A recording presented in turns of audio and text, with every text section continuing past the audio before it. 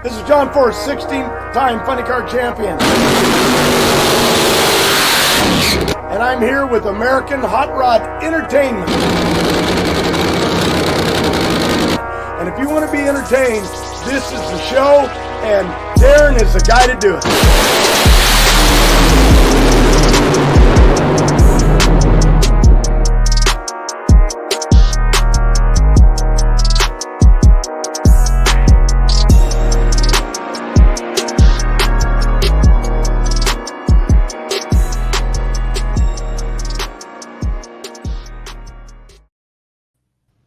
What is up, ladies and gentlemen, and welcome to a special edition of Inside the NHRA.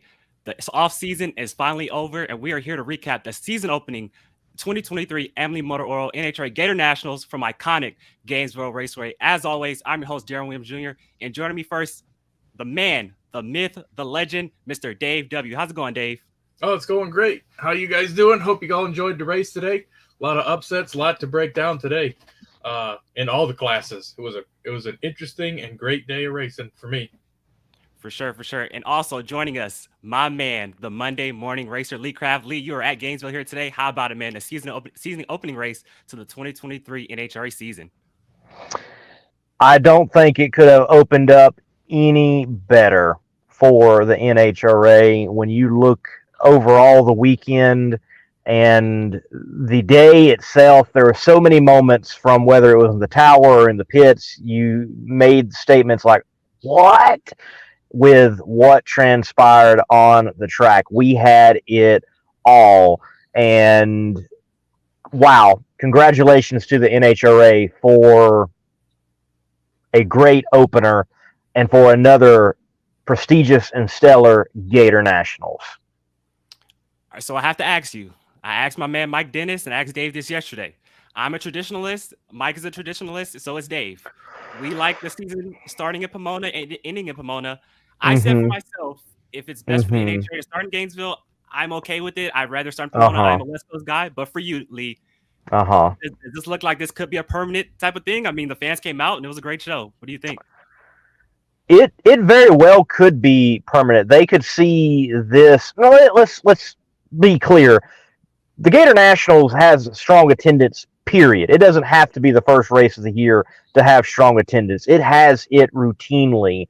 Now, for the traditionalists, well, hey, I like tradition as well.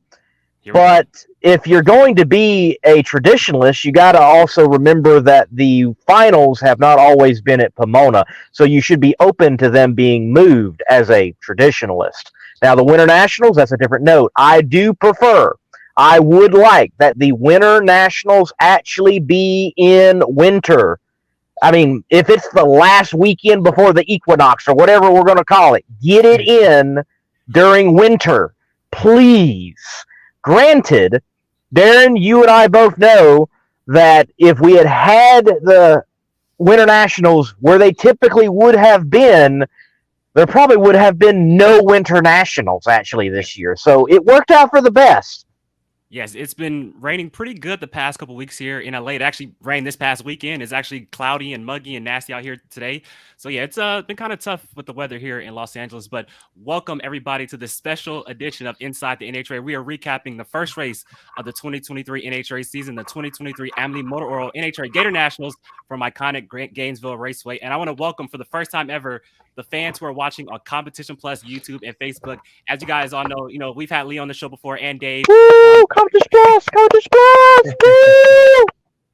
If this is your first time watching this show, this is just a fun, chill, just recap sports center type show where it's a chill vibe and we just recap the race, go in depth, bring you all the highlights. And so thank you for joining me here tonight. And also for the first time on the American Hot Rod Entertainment YouTube side, if you would like, we're also accepting what is called super chats. For the first time ever, anything is appreciated. $1, $5, a penny, anything is appreciated. I really do appreciate it. If you want to pitch in and support the show, I really would appreciate that. So, all in all, let's start with you, Dave. The overall racing here today at the Gatornationals, and a fantastic event. I mean, like you said, we saw upsets, we saw some return winners, we saw some comebacks, and all around a great way to start the season.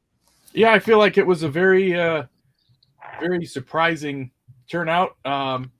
you never really knew how it was going to play out. The favorites that everybody thought were going to go around, some did, some didn't. I mean, you had Erica Enders couldn't get her car started, had troubles, got it back to the pits, fired right up, but couldn't make it. Jerry Tucker gets his first round win in Pro Stock. You had the Vance and Hines team end up against each other, but their new rider, Gage Herrera, went through and kind of just owned the field. But there was a lot of drama with the quick turnaround times too. Doug Coletta was late getting up to the lanes. They were still putting the catch can on. Even as he was rolling around the corner, they were still tightening up the hoses right at the water box to do that. The motorcycles had a little bit of an issue with the turnaround. It kind of felt bad for them because especially when it came around to the finals, you only had about 30 minutes. So much so that the Pro Stock finalists, with Troy not being in the lanes in time, unfortunately, Fox had to switch over to the NASCAR coverage, and they switched over to FS2 to cover the Pro Stock finals, but they didn't get to the main show because of it. So a lot of drama, a lot of fast-paced action. Both lanes were equal. Either you had it or you didn't. This morning's first round was just epic when numbers thrown up on the boards in the nitro classes like we thought it would last night. All around the racing was great. I mean, you had it all from upsets, first-time winners, champions going out early. It's going to be it was an interesting start to the season, let's put it that way, especially when you start shuffling the points. Did we figure out what FTI stands for?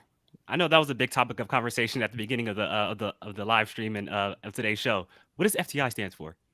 Florida Transmissions Incorporated. There you go. There you go. That's it. It was funny. Alan Reinhart was like to Joe Costello, like, "Don't they sponsor your show?" And he was like, "I just never asked. And I never know what FTI stands for anyway." So yeah, I'm glad we found out. Lee, did you know that? Wow, man, wow. Did you know? You gotta know the acronyms. You gotta know. You gotta ask, what does WFO mean? You gotta ask, what does FTI mean? You gotta ask, what does all these mean? For sure. Florida Transmission Incorporated. So that is the name of FTI. But how about NASCAR champion Kurt Busch in the house today here at the Gator Nationals? Right, He yeah. made his stock debut at the 2011 Gator Nationals, went out first round to your 5-time champion, Erica Enders. But you guys ready to kick off this show? For sure. Let's kick off the show, guys. Where we going? Stock Motorcycle.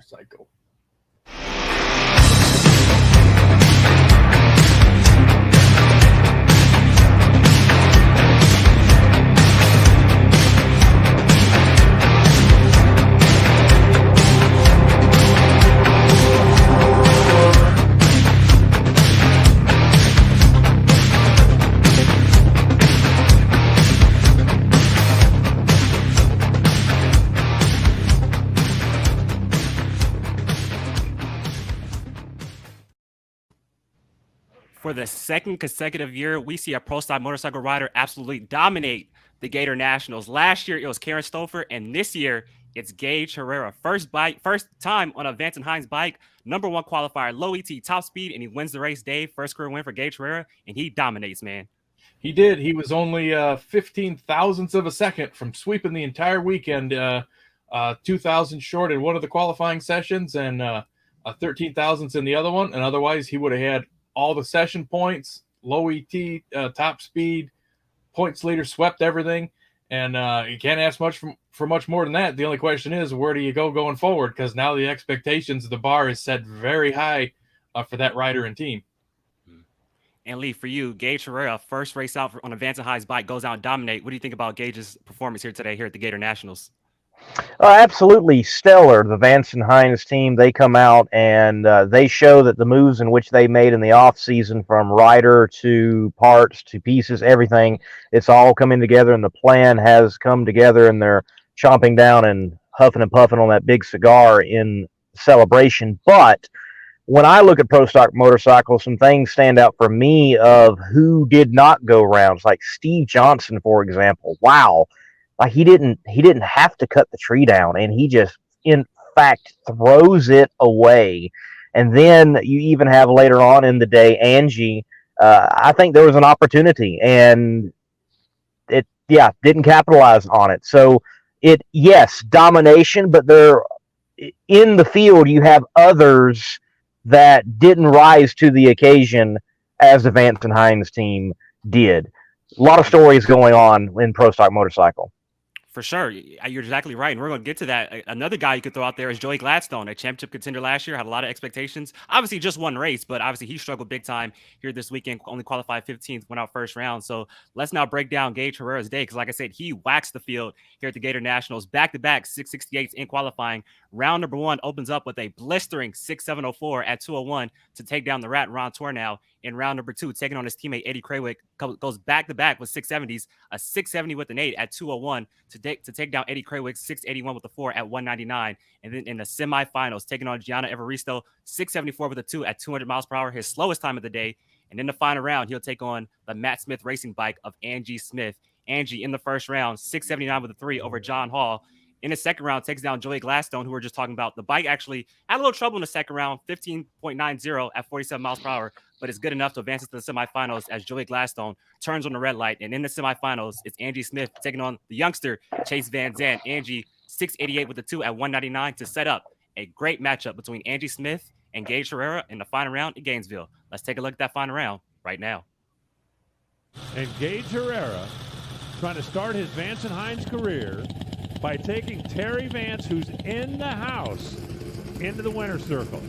Gage was the #1 qualifier. He certainly has not been riding like a newbie. Now, again, we've told the story. He was out here last year at a number of races, riding a bike that had a small engine, was underpowered, just going through the motion. And I can't help but think of the number of years that Erica Ender spent in cars that were not up to winning races. But she was learning the trade, and when she got a car that was fast enough, she never looked back. Angie drifts a little to the left, and how about it? There it is, 6.706, 202 miles an hour. Gage Herrera starts his Vance and Hines career with a win. Gage, we just heard Andrew Hines say how he saw something special in you when he was watching at home in the U.S. Nationals. In November, he called you and asked you to join Vance and Hines. 4 months later, you were holding a Wally. How surreal is this moment? I never thought this would be possible, honestly. I mean, I'm lost for words. I mean, I got to give up the whole Vance Hines mission team, Suzuki team. I mean, big thanks to Andrew for seeing, what he did in me, and this is a special one. It's a special weekend for me, and I hope there's more to come. And man, it's unreal. I got to thank everyone and all my friends and family back home watching and cheering me on all weekend. So this is for them. Thank you.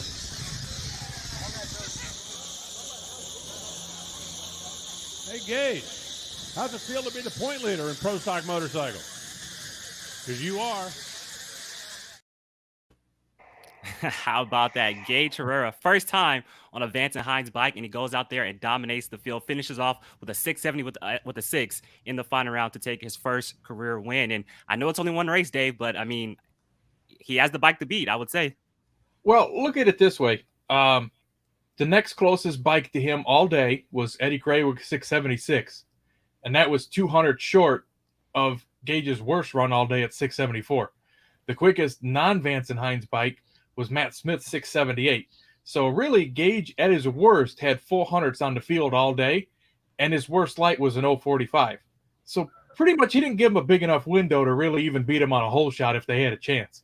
So when you've got a rider that can cut the lights that he can cut, that he needs to cut, and he can get the bike down the track straight and true every time and put the number on the scoreboard, I think it's tough to beat. And I think that they said it best, watching him go through the motions on the bike last year. They knew, it wasn't going to be fast enough to qualify, quick enough to qualify, but go through the motions, learn how to get it down the track straight, get in a good position, learn how to ride it, and then when you get on one that has the power, it just comes naturally to you.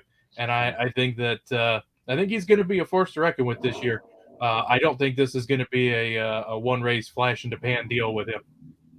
let's see if he can keep up the momentum. And for our finalist, Angie Smith, a great day for her. As shown, she has a super fast bike. Showed she had a super fast bike last year. But Lee, I think the thing with Angie Smith is we kind of said, and Dujnay, who's in the chat right now, said this last year. If they could just limit the mistakes with that bike, Angie could be a real contender here in 2023. You have to limit mistakes if you're going to go out there and win. You cannot accumulate mistakes. Get your mistakes out of the way in qualifying. Get those mulligans used up, then. Don't go into eliminations making mistakes. You just cannot do it because there's going to be someone else in the other lane that's not going to make a mistake. Or you've made such a terrible mistake that even though they made a mistake, you didn't even get an opportunity to put it in the beams, and therefore you don't get that opportunity to turn the win light on. With the Vansenheim team, on the team, there's guys back at that trailer. We don't know their names. And his performance on that bike and the ET and the mile per hours that they were running, they did it in a day that it transitioned dramatically, even though it was in daylight. When we got to the track this morning, it was cool. Like, it was wear a jacket, cool, a little bit of a breeze, and it continued to get warmer and warmer and warmer in the air, and therefore a warmer track. They did it over transitioning conditions. Mm-hmm. So, yes, I think we can expect them to go into the year, and they're going to be at the top. And so let's now move on to another young rider in Pro Stock Motorcycle, Chase Van Zandt. Where did he come from? Qualified number 3. I know he's been out here for a while now, but first race of the season comes out, qualifies 3rd and goes to the semifinals, taking down Richard Gadsden and Ryan Ayler. Good start for Chase Van Zandt here in 2023, Dave. Yeah, I think that that's another one to watch, and they were commenting the same thing. Anytime you can get on a White Alligator Racing motorcycle, we know how good it was with Jerry Savoy on it.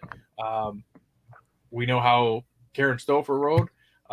Now part of with that team too, and you put him on there, and he's another one that came from the No Bar series and been riding quick street bikes and everything throughout. So he's a natural on there too. So it's going to be interesting to see. Gage has the upper hand at the moment, but Chase, it's good to see that he's going to be a factor in the class, and also Gianna Evaristo going rounds, and she has really vastly improved her riding, running career bests, getting into position, getting the bike down the track straight and true like she needs to. Terry Vance even commented on it watching going through the rounds. I mean, there's a lot of riders that are going to make it a very interesting season in Pro Stock Motorcycle this year. Yeah, for sure. Great weekend for Gianna Evaristo, qualified 5th and made it to the semifinals. And as you take a look at the Pro Stock Motorcycle ladder, here you can see where your favorite driver ended up. As you see, Gage Ferrer, Eddie Craig, round number 2, Matt Smith, Gianna Evaristo. They met in the semifinals. Joey Gladstone, Angie Smith, Chase Van Zandt, Ryan Ayler. Big time Final Four in Pro Stock Motorcycle. What a great day of Pro Stock Motorcycle racing. So anybody else you guys want to kind of go over? So Alan Reinhart was saying on the PA that Matt Smith is officially with Suzuki, so he can't even go back to the Buell if he wanted to this season. I thought that was interesting. Yeah, we got the deal with Suzuki to be on that bike, so he's going to have to ride it out. Awesome, and he looks good so far to start off the season. But I think he can. I think he can definitely do it. What, switch to the Buell or be strong on the Suzuki? No, be strong with the Suzuki. Oh yeah. Sure. No different than Matt's got a lot of his father in him. Ricky would always go out there at NHRA, throw some weight at him and do this and do that, and he'd come back stronger than ever, win another couple. And so I think he's the kind of guy that likes a challenge. He wants to go out there. Not that he wants the rules to be changed on him or to him to go in at a disadvantage, but he definitely has the ability and the knowledge and the passion to work for it and make it that much more rewarding when he does come through with because he's going to win throughout the season. Yeah, for sure. Sure. Yeah, Matt, he tends to perform best when he is attempting to attain a goal or there's a chip on his shoulder. Those two, and if those two are together, forget it, which was in essence last year. Right. Yes, sir. But in the end, Gage Herrera, first time on a Vance and Hines bike, goes out and dominate, picks up his first ever career national event win in pro stock motorcycle. Before we move on, let's take a look at some comments because we got a lot of people in the live chat right now. Dujane Bland, who was at the racetrack, he says, "What a great weekend of racing! Looking forward to listening to you guys. To you guys' thoughts." And then my boy Joseph Kellerman from New Hampshire says, "Let's go." And then the Mystic, let the complaining from the fans be king. No complaining just yet. I think we're doing just fine. No complaining just yet. And how cool is this? Elvin Santiago, he says, "Hi from Puerto Rico." So I thought that's really cool. Thank you for tuning in, Elvin. Really do appreciate that. And then Dujane Bland says, "Look who it is, MMR." Terrell, what's up, everyone? What's up, Terrell? And then Briar Star. What's up, Darren? How's it going, Briar? Appreciate you tuning in here tonight. And my boy Eric, he was at the March meet last weekend. He says, "Was bummed to see Robert Hyde and Austin Prock have failure on the burnout." Yes, we're going to talk about that in just a little bit. And Carlos, hello from Alaska. How about that? That's pretty cool. So we got Puerto Rico and Alaska in the live chat here tonight. A lot of great comments. Let's see what else we got here before we move on. Got to get Moms in here. She does a super chat. Got to show a super chat. AHR is very entertaining. This is a cool option. Keep doing what you're doing. Thank you, Mom. I appreciate the super chat here in the live chat. We'll get everybody's comment in just a little bit. So Pro Stock Motorcycle is in the books. You guys know I've been waiting to do this for quite some time now. You know what we're moving on now to? Can you guess? Funny car. No, not funny car. Not funny Pro car. stock. No, it's Funny Car's cousins. The new edition, Pro Mod. Not Pro Mod, not Pro Mod, not Pro Mod. Lee, I think you know where I'm going, right?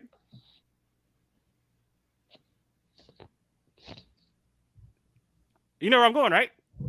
I don't. What, factory stock? I don't know where you're going. you guys, I thought you did. Dave knows where I'm going. All right, let's move on now to Top Fuel Eliminator. Okay.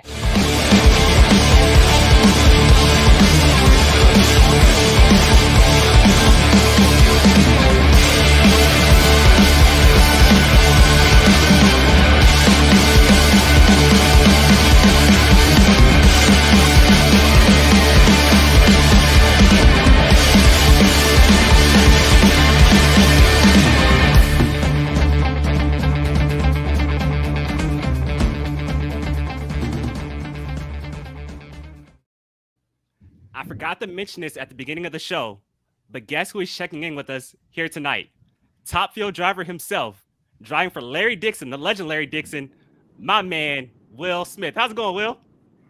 Man, I'm doing well. How you doing, bud? I'm doing good. I first off got to say, I appreciate you taking the time out. I know you're on the road back home to come on the show, man. Thank you. Yeah. As soon as I find a decent spot to pull over, I will definitely pull over. Pardon the angle on the camera. It's propped on my dash, and I can't seem to fix it any other way. So, you're still driving right now? Yeah, I'm literally like 30 minutes from home, and I totally thought by the time I left, it would put me at home in time to be in front of my computer. So my apologies for that. Yep. Gotcha. It's okay, Will. It's okay. So I appreciate you guys having me on, man. Well, first off, we got to get into it. I know you've been driving, but I know you've been, watching the results, as you drive home. Mike Salinas, 8th career win, opens up the season strong here at 2023. Just want to get your thoughts on Mike Salinas, the scrapper, kicking off 2023 right. They were strong from start to finish. I mean, they weren't low ET, but they were super quick. And they just did it every round. And Mike had, he did his job driving. It's a great win for them. They've got a great program going over, on over there, and I like Mike, great guy, and really glad to see him be successful. But there's so many cars this weekend. Like, wow. I mean, everybody was running fast. I mean, I've been going to the Gatornationals my whole life. I'm 32. I probably only missed maybe 5 my whole life, and I'll have to say, from a performance standpoint, and also from the unpredictability of who took out who. It was one of the best Gatornationals I've seen in a very long time, if not the best. Yeah, we definitely saw some badass racing here this past weekend here at the Gator Nationals. Going to you now, Lee. Mike Salinas, runnered up in the All-Star Top Field call-out yesterday to Josh Hart, but comes back, bounces back, and gets the win here today here at the Gator Nationals. 8th career win, starting off the year strong. You have to think that it helped the team to kind of be in a competitive mode earlier in the weekend, just the day before, rolling into Sunday. But my buddy, Rob Flynn, first of all, Rob Flynn was not the problem. I talked to him earlier before things got going, before everything got crazy, and he was confident that they were going to have a good weekend. And that confidence obviously poured over into the team, Mike himself, and it all going through everybody on that Scrappers team. And yeah, they pulled it out to win a prestigious race. And you know, I don't know why, but there tends to be like this thought in the fan base of, I think, of not putting the chips on Mike in certain situations. And I think that's got to change. You know, Mike can cut a light. Mike can drive that car. He oftentimes winds up driving it more than anyone else, but still wins the race. And obviously, Rob Flynn was not the problem. They are a force to be reckoned with out there in Top Fuel, and they get it done to the Gators. Anything you want to add to that, Dave? No, I think they definitely came out strong today. I mean, car ran over 330 miles an hour all day long, all 4 passes. 2 passes in the 60s. One was a 72, and the other one is a 70. Mike can cut a light. I know he was working on those a couple years ago, pretty killer on the tree. Today he was 80, high 80s and 90s, which in the right situation can get you beat, but didn't present itself today. The car went A to B every pass down the track and put 4 runs together. And like somebody had mentioned in the comments, love to see him get a sponsor on that car because you know that's going to be another championship contending year for Mr. Salinas, no doubt. For sure. And I got to say, if it wasn't for the 2-step at Dallas, and I know, you know, he smoked the tires first round at Pomona, but if it wasn't for that 2-step at Dallas, he would have been firmly in that championship battle going into the final race of the season in Pomona, just my opinion. But let's now break down Mike Salinas' day from the Gator Nationals. First round taking on Justin Ashley, a rematch from the first round of the All-Star call-out yesterday. He takes down Justin Ashley with a great 366 with a 9 at 334 miles an hour. In the second round, takes out the reigning champion, Brittany Force, flats out outruns her in the second round, 369 with a 9 at 334. And then in the semifinals, taking down Leah Pruitt with a great 372 with a 7. And in the final round, he'll take on the 4-time Camping World Top Field Champion of the World, Steve Torrence. Steve Torrence got by Scott Palmer, Tony Schumacher, and Doug Coletta in his first 3 rounds of competition. Let's now take a look at that final round right now in the Gator Nationals. And Mike has had a really good car today. He was low ET of round 2. He was low ET last round. Can you do it one more time?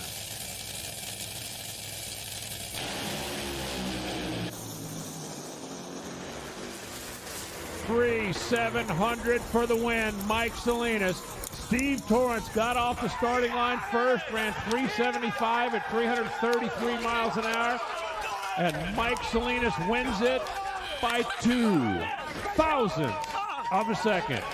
Steve almost stole that thing with his right foot, and at the finish line comes up 002 short. The medal around the neck of Mike Salinas. His 8th career Wally is going to go into his hands. And Mike, I talked to you to kick off this weekend, and we talked about being able to live the dream. And you said you knew what that moment meant to you. That is your 8th Wally. Do you believe it yet? No, honest to God, it's you get a little emotional because this thing, we worked so hard to get here. Got a great team. It's just amazing. It's surreal. I go home and I watch this stuff on TV, and it's hard to believe it's me doing it. You know, Pleasanton Ready Mix, Adams Pools, Platinum Logistics, Valley Services, Valley Recycling, Pacific Coast. Thank you guys. Thank you. Congratulations, Mike. As Amanda pointed out, career win number 8, first since Norwalk 1 year ago. How about that? 8th career win for Mike Salinas, kicks off the year in style. And how about this? He's your points leader. But Will, in the final round, taking on Steve Torrence, the 4-time Camping World Top Fuel Champion of the world. Steve Torrence telling everybody that, hey, even though we didn't win the championship last year, we are still here. You can never count out them Capco boys, Bobby Lagana and Gary Pritchett and the whole team over there. That's obviously they weren't low ET and but they ran well, but they obviously get to the final. They know how to race, and Steve's one of the best on the starting line, and that was a heck of a race. Also, everybody, if you have any questions for Will Smith, drop them in the live chat, and I will send them over and play them on the show. Get Will Smith some questions. But Dave, let's now recap this first round, because first round was cutthroat. 59-degree air temperature, 76-degree track temperature, 3 hole shots in the first round, back-to-back hole shots to start the season. That was crazy. Let's break it down, man. Round 1 top fuel. It was killer. I mean, for me, the most surprising hole shot was the very first one. Josh Hart comes out there, goes out, runs 369, 335 miles an hour, and he's going home. And the Sarge puts him on the trailer first round. And I know you were saying you'd like to see him double up, but unfortunately, that wasn't meant to be. And then, Austin Prock, Clay Milliken, another great one. Hold on, Dave. I don't mean to cut you off, but yep. Clay Milliken's in the live chat. He said first round sucks. So there you go. And he's right. That was the next pair. Yeah, very next one. And like they said, Clay must have been distracted or something happened on the starting line, because that was definitely an uncharacteristic light for him. I was really surprised when Brittany Force came up there that she only went a 369 at 333. I figured that these were prime time conditions, and Grubnick would have been out there. That car would have been mid to low 60s. That would have been prime opportunity for low ET. Wonder if it was a different mindset of don't beat yourself, get down the track so you don't smoke the tires and lose first round to Keith Mert. Leah, very strong out of the box, 368. Doug Coletta with the AJ tune-up, career best 364. I mean, where does that come from? Steve Torrence with a 68 over Scott Palmer, which I believe that was the race that I think had no TV coverage. That's when the TV compound reset itself, right as they were after they were doing their burnouts, and that I don't know if that was actually on the show or not. Antron Brown and Sean Langdon, another one. 2 great levers, and 2 10,000ths of a second separated those two at the finish line. And Mike Salinas coming out at a rematch with Justin Ashley from yesterday, and he goes down to 366, 334. And Justin had 500s on him, so it's a good thing they had a 366 on the car, because Justin definitely got away first with that 038 reaction time. Yeah, and you mentioned Doug Coletta, 364 in the first round. And we'll go to you now, Lee. We beat up Doug Coletta, Alan Johnson, Brian Hughes, and the whole team. Not everybody in the whole drag race community beat them up, but they have shown that they are there. They said last year was kind of like, just kind of getting the bugs fixed out. But this year, coming out strong, 364, 371 in round number 2 to take down AB. Doug Coletta, he's coming.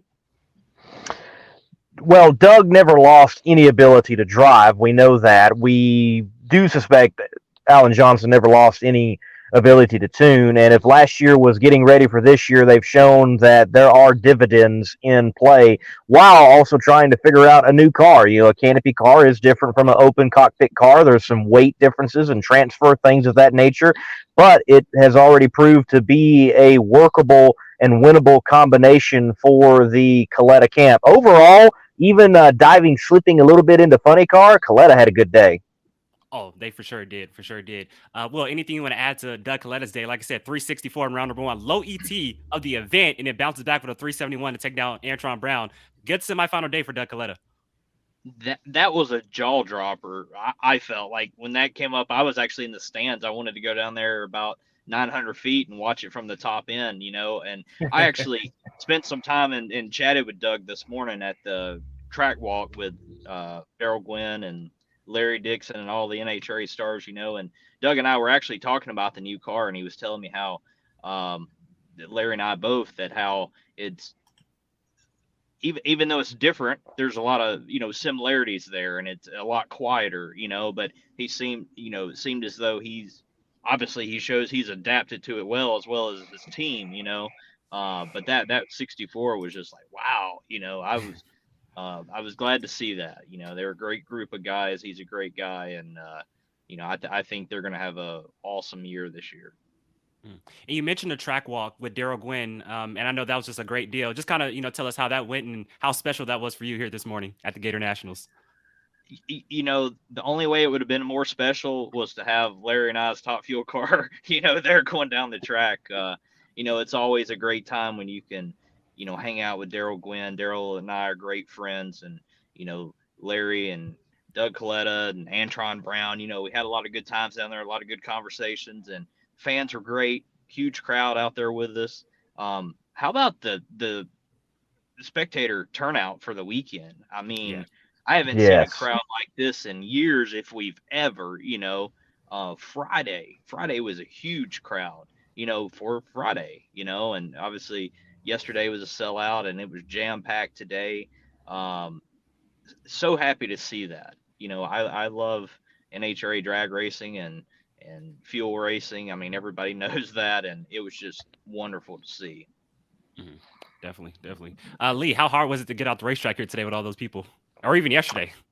Well, yesterday, I don't know about getting out because I stay rather late and wrap things up, but I do know, it took about an hour Saturday to get to the track. I needed to leave a little bit earlier. I got to the track 7 a.m. this morning just to make sure, and at 7 a.m., there was already lines starting to form on the other way in which you come into the track. The way I know that it was a stellar crowd, not just the visual, but filming in the stands, coming out of the stands, and then trying to get back to the pits, trying to get back to the tower. Usually you can find a vein in a crowd. No, there was there was no movement. Like people were just shuffling along. You couldn't just walk, couldn't find that vein. The only place that was open was the buffer zone, like the no man's land where you have the porta potties and the people waiting for the porta potties, and you could shoot through there and then get into the crowd again and hopefully make your way to the tower. So it was packed. Oh, it was packed and great to see. And it looked great on TV as well. Shout out to the Gainesville fans for coming out in droves. Let's now get back to the highlights of Top Fuel. Another driver I kind of want to highlight is a driver who DNQ'd here last year, Leah Pruitt, driving for Tony Stewart. Great first round, qualified number 4, 368 with a 6 at 334 miles an hour in round number 1, and then backs that up in the heat of the day. Boo. I kind of have to. Why bully? I kind of have to say that, I gotta pull for Doug. Come on, I got to, guys. There you go. And then the second round comes back in the heat of the day with a 373 with the 1 at 325. So, Dave, like we keep saying, only one race, but nice to start off the season strong for Leah Pruitt. Can they build on this momentum here? Yeah, I think that they can. And they interviewed him on the starting line, and he's like, well, last year we were DNQ here, so anything that we do is going to be a better start than we had the last time out. But I mean, it's hard to say going forward what are the track conditions going to be like. First round was kind of hero conditions, and you can kind of pour the power to it. The track was there. Even as Lee mentioned, when we get into funny car. Cap's crew chief mentioned there's still more out there. I mean, the track had teeth in it, so. As the later rounds went on and the track heated up, that's kind of what you're going to be seeing a little bit more of. So it'll be curious to see as it progresses. The beginning and the end of the season are good times to be heroes, but we'll see how it carries through. For sure. And you can take a look now at how your favorite driver did in Top Fuel Eliminator here today. Full tree right there. As you see, going down into the semifinals, Mike Salinas, Leah Pruitt, Steve Torrance, and Doug Coletta. And as we all know, Mike Salinas and Steve Torrance went at it in the final round. Mike Salinas gets the win, 8th career win, first of the season. Well, obviously, it's the first race of the season, and he is your points leader heading into Phoenix. Lee, Dave, anybody else you guys want to kind of go over, kind of highlight here on this bracket? Well, I want to highlight, someone I don't see on the bracket, and that's Will Smith, the Fresh Prince of Drag Air. So, dude, you got to spill it. What's up this year? Come on. Honestly, we were supposed to run this weekend. Unfortunately, we had a setback with our marketing partnership we had lined up for the race. Unfortunately, we had to kind of pull the plug on the weekend. A couple weeks ago. It was just, we had every intention to be there. Everything was ready. So unfortunately, it didn't happen, but we will definitely be out there soon. I promise that. And I'm looking forward to being back out with Larry. I know he's looking forward to getting back out there. Some changes have been made to the car, so really looking forward to seeing what we could really put up on the scoreboard. I'm just ready to stomp on that loud pedal, and I promise, like I said, we'll be out sooner than later. So you'll be seeing us out there very soon. Okay, well, since you came out last year and you had the 95 paint scheme on the car, so this year we're going dark blue, right? Miller blue and white. That's where we're going. I can assure you it will be something. Larry and I actually mentioned that this weekend, talking about what's next. So I'm sure we'll have something cool. It won't be plain, and I promise there'll be a story behind it. So that sounds like a plan. Okay. Good. Yeah. You know how we roll. Okay. So, hey, Will, got another question for you. So, inside the NHRA, right? Live recap show here on Competition Plus. Well, this is the 2-year anniversary of this show. We started back in 2021. Kind of cool thing about it was that in 2021, the first race of the season was the Gator Nationals. So I like how it kind of coincides 2 years later. Well, this is also the anniversary of when you slapped Chris Rock. Hill Jack Nitro Shack says, question for Will Smith: why did you slap Chris Rock at the He didn't want to sponsor our hot rod, so we all know he's wealthy enough to do that. So yeah, that's kind of how that went down and why that went down. Totally just joking. Oh yeah, totally. You know what was so cool? Talking about the whole Will Smith thing. I get that all the time when I drove Gerardo's car a few years ago. I had my name on the side of the car, like the Fresh Prince of Bel-Air logo, and I mean, I can't tell you how many people stopped and like laughed at it, pointed it out, and just thought it was so cool, and I'm like, well, as much as, many jokes as I get about it, I might as well embrace it, and we made some fun out of it. So awesome. Well, thank you everybody for tuning into the special edition of Inside the NHRA. If you guys are just now joining us, we've already recapped Pro Stop Motorcycle. Gage Herrera, first race on a Vance & Hines bike, gets his first career national event win, and Mike Salinas in Top Fuel Eliminator gets career win number 8. And here's your points leader heading into Phoenix. We're going to take a quick break. Will Smith is going to like this, and we come back. We're going to keep recapping Top Fuel. Of course, Hill is the defending champion. He accomplished that goal with last year's Nuclear Banana. Remember, this is a brand new car, a virtual duplicate of that entry. The stoic look of Fuzzy Carter, the crew chief for Eddie Hill, trying to position his driver exactly where he wants him on the starting line. On the opposite side of the racetrack, Lee Beard, the crew chief for Ed McCulloch, doing exactly the same thing. With the cool temperatures and the heavy humidity caused by all the rains we have had here today at Gainesville, they want these cars to be in exactly the track of the burnout. That will give them the maximum traction they can reach. Ed McCulloch has won once this season. He picked up the title 2 weeks ago at Houston. As Ersie Hill looks on, that's Eddie's wife. He is off a victory at Phoenix earlier this year, just about a month ago. Some 5,000 horsepower sitting between the frame rails of each of these automobiles. It staggers your mind when you think that there's over 10,000 horsepower available to these two drivers. Tremendous launch. And Eddie Hill pulls it out in the last few feet. And Fuzzy Carter is no longer the stoic observer. Look at this celebration. What's Fuzzy going to do now? He's taking off his hat, he's running over to the grandstand, and he's pitching it to the crowd. Tell us about that when it was a beauty. Oh, man, that felt so good. I wish you'd have been in there with me. It was pretty dark down there, but that car felt like it was hauling its buns, and it's a great day for Pennzoil and Trader's Truck Accessories and Snap-on Tools and Fuzz and Jana and Ersie. I mean, the guys and everybody just did a great job, and the car was fantastic. What a debut for a new car, huh? One little footnote. You won it on a hole shot. Great job. I did on a hole shot. Oh, fantastic.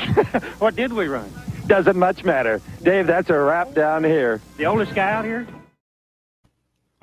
Eddie Hill getting the win at the 1993 NHRA Gator Nationals, 30th anniversary of that win. And how about that? He put away the Nuclear Banana, made a car, an exact copy of the Nuclear Banana, came out and won it first race out. Will, man, were you at that race? I sure was. Awesome. Yeah. I got to tell you this. So ironic. You have me on and you show that tonight and bring this up. I had a friend of mine that I saw in the stands this weekend. His name's Jacob Edwards, and he's more than likely watching this this broadcast, this stream. But anyway, we're sitting in the stands, and I hear somebody say my name, and he's a homeboy back from Alabama. We met a few years ago, and he's a big race fan. And he says, "Hey, I brought something down here for you that I was going to give to you. So now, obviously, that you're in the stands, I want to give it to you." And it is the old school Eddie Hill car decals they had from like 90. This would have been actually 93, the 93 car. So it's funny you bring that up because, it was just ironic, but he knew I was a fanboy of Eddie Hill. And then when we had media day the other day, and we go up and do all the social media questions and everything, and one of the questions was who's your hero in drag racing, or I forgot exactly how it was worded, but I was like, Eddie Hill, and I'm like, if I said Larry Dixon, Larry would probably be like, oh, whatever, so but I had to go with my boy Eddie Hill, and they were like, wow, I think that we haven't heard that one before. I was like, what? So the next question was why, and I was just like, he's Eddie Hill, you know what I mean? The forefather of drag racing. There, I don't know what else to say, and I don't remember what all I said to follow up with it. But I mean, the guy's a legend and a great driver of the sport, and just all around great person. Definitely. And it's funny that you said, they asked you who your hero was. You said Eddie Hill, and it was like, wow, we've never heard that one before. I mean, Eddie Hill has to be the least talked about legend in Top Fuel history, I would think. I mean, nobody, way more people should talk about Eddie Hill. Yeah. It was amazing. I was so surprised to hear that. I was like, wow, really? And yeah, I mean, I don't know why. I figured they would say, yeah, we've heard that a few times, Mm-hmm. So. And what's cool about that is Eddie Hill got his first Top Fuel win 5 years earlier in 1988, when his amazing 1988 season. Let's move on. First off, before we move on, can you guys hear me okay? Is my audio going in and out? Is it okay? How does it sound? No, Sounds fine. good? Sounds good over here. Okay. So I want to go to you first, Will, and I know I'm kind of putting you on the spot, but next weekend or 2 weeks in Phoenix, we're going to see the first ever Missions Food Too Fast, Too Tasty Challenge. Just want to get your whole thoughts on that. Obviously, they're re-racking the semifinals from the Gatornationals, and the winner will get bonus points towards the countdown. I just want to get your opinion on that. I think it's great. I think it's a new twist to the events and qualifying, and another opportunity for teams to gain more funds. Obviously what Mission Foods is putting up. I mean, they're doing a lot for our sport right now, and certainly appreciate what they're putting in and the value that they see in NHRA drag racing. I think it's gonna be great. I don't know what else to say other than can't wait to see it start and see how it ends. What about you, Lee? I love the money side of it, not big on the point side of it. More money, the better. And again, I've said this on many other shows. I like the concept, and I think it's great. It brings attention to Saturday. But I just think winning points towards the championship in qualifying, I just don't understand that part. I don't understand that aspect. Do we need attention for Saturday? Look at the Gatornationals. No, it's a good thing. I love what they're doing. They are thinking outside of the box. I'm not a fan of the points associated with it. Bring on the money, though. More money, the better. I mean, let's put it in perspective. World Series of Pro Mod, a dude in a door slammer wins $100,000 one race. Pet Boys, Call Out, 80 grand. Top Fuel, Kings of the Sport. It needed to be, another 60,000, at least. I want to get your perspective, Dave. I've heard your perspective on it. What do you think about it? I think it's great in theory. There's still a lot of questions that I have on it, as far as what if it rains out? What if one of the sessions rains out? What if one of the other ones does? Do they award the points? Do they award the money? Do they just call it? How does that work? What are the contingency plans for if it goes wrong? On a perfect day, yeah, it's great. It'd be great to see the redemption round, so to speak, to see them come back against each other. But boy, if you go into that deal and you're struggling on Friday, or Friday gets rained out, and you got 1 or 2 shots of qualifying on Saturday, are you really pushing it to get to the finish line first, or are you pushing it to, stage as shallow as you can and put a number on the board and make the show for the event? So it definitely gives an interesting array of options. I'm with Leah. I don't know that the points part of it is the great. Money is great. Yeah, by all means, go for it and create the rivalries. Build up the Saturday show. Give them something to watch. But the points aspect of it, there's just too many unknowns with what do you do if you have a session canceled or a rain out or something like that to affect the countdown based on those. Yeah, really looking forward to see how it all plays out in Phoenix in a couple of weeks. Like I said, I love the concept, and I think it's it's really cool. The money that's on the line. I just I feel like you should get bonus points towards the countdown for actually winning races, not re-racking a semifinal from the previous race. But what do I know? Any final thoughts on Top Fuel before we move on, guys? Anything you guys want to go over? Yeah. What's up, Dave? I think it was in the semifinals when it had to have been in the semis. They were showing Salinas and they were saying they needed more time. Salinas wasn't even in the car yet, so they were thankful that they had more time because of Doug's delay, and they were running second. And then they ended up, Reinhardt mentioned and noticed that the motor popped going through the finish line. But what I noticed on that was when he went through the finish line, the butterflies never closed until after it popped, and then they finally shut. I'm wondering if the throttle stuck on that run.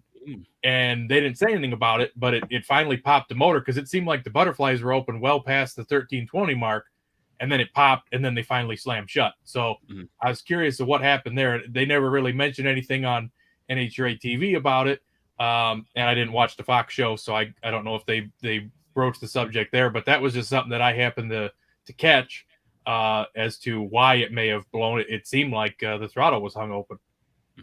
Gotcha. I didn't even see. I mean, I watched that run maybe a few times, but I didn't even notice that right there. I'm gonna have to go back and definitely check that out.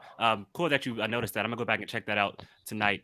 Will, so like I said, I appreciate you coming on tonight. It's up to you if you would love to stay on and chat with us with Pro Stock and Funny Car. Up to you. I know you got to make it home, so I'm leaving it up to you. Whatever you like to do, man. I really do appreciate your time here tonight.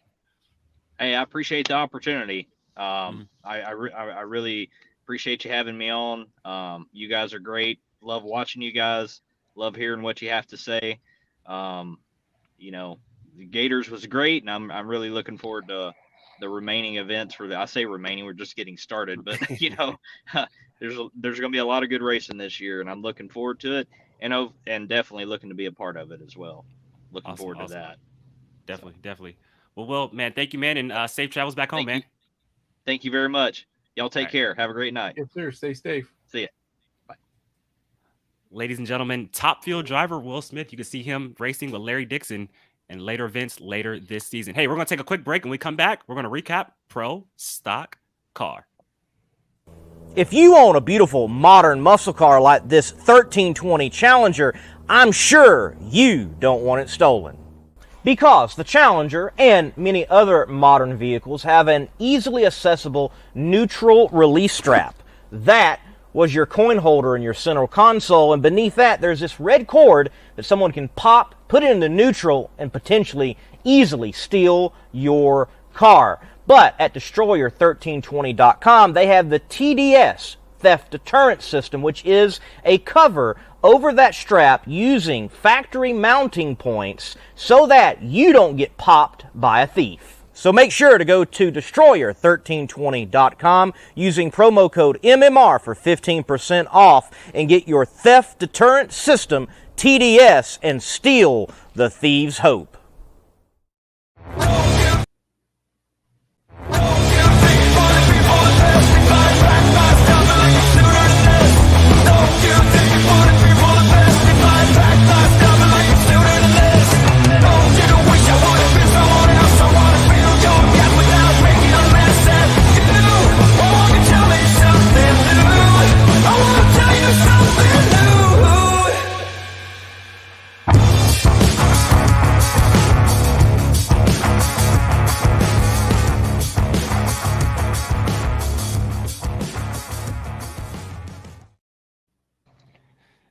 Jigs.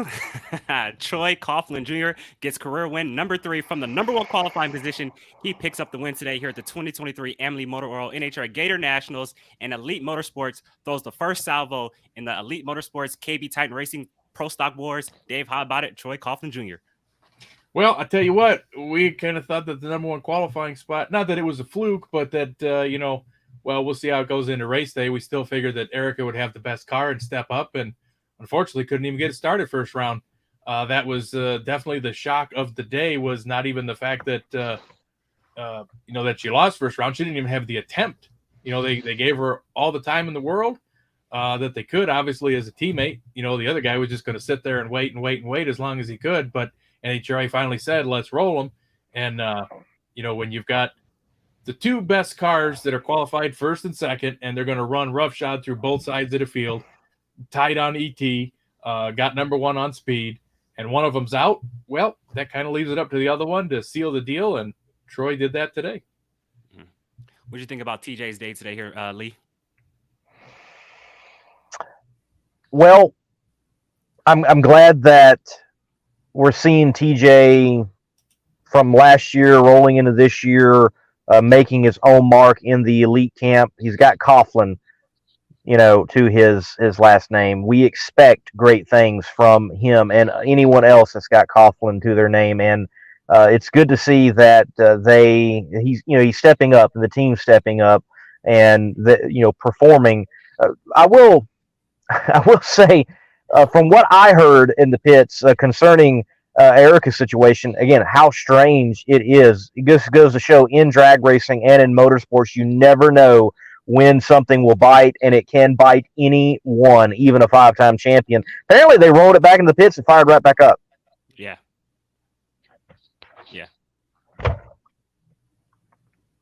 They just wanted to, all it is they just wanted to let the competition get a 1 race head start on them. That's all. Well, it continues. Gainesville and Erica apparently just doesn't get along. No, run the quickest time in pro stock history and lose on a whole shot here last year or 2 years ago, whenever that was. And yes, just doesn't have very good luck here. No, she does not. And congratulations to Jerry Tucker, first race with Elite Motorsports and in Pro Stock, gets his first career round win. But I know he'll like it better to actually go head-to-head, race it with Erica to the finish line. But let's now take a look now at Troy Coughlin's day in the first round, taking on the legend, Larry Morgan. Troy Coughlin, 656 with a 0 at 211 to take down Larry Morgan, 659 with a 5 at 206. Then in the second round, Troy Coughlin Jr. takes down Derek Kramer, 656 to Kramer, 657. And this is a huge one. In the semifinals, taking on Dallas Glenn, because Dallas Glenn had low ET of the first 2 rounds with a 652 and a 654. Troy Coughlin takes down Dallas Glenn on a hole shot, 658 with a 6 at 209 to Dallas Glenn's 657 with the 9 at 209, and he will take on the young Mason McGahey in the final round. Mason McGahey got through Fernando Quadra in round number 1, took down Kyle Koreski in the second round, and took down Greg Anderson. We're going to talk about Greg in just a little bit in the semifinals. Let's now take a look at this final round between 2 young horses, Troy Coughlin Jr. and Mason McGahey. Your final round of Pro Stock here at the Gatornationals. Troy Coughlin, Mason McGahey. Get the clutch out on time, boys. That might be the most important part of the car right now. The driver's left foot. Mason drives to the right. Then Troy Coughlin drives to the winner's circle. 663, 208 miles an hour. Mason goes 676 at 207. When Mason dropped the clutch, that thing got hot on the tire and moved to the right. By the time he got it back in the groove, Troy Coughlin Jr. was in the winner's circle. 663, 208. Congratulations, TJ. Third in Pro Stock. Well, NHRA TV decided to show junior dragsters instead of Troy Coughlin's interview, so unfortunately we do not have that. None against junior dragsters, but want to see that at that interview. I probably should not have said that, but let's move on. Yes, thank you. Take the heat off the freaking motors of the snowmobiles. I probably should not. No, nothing. I mean, it just Anyway, let's move on. Let's move on. And stop laughing. Stop laughing. I've lost my train of thought. Troy Coughlin, they say once you get your first one, the wins just keep on coming and coming. It's great to see Troy Coughlin ripping off those wins. Third career win for Troy Coughlin Jr.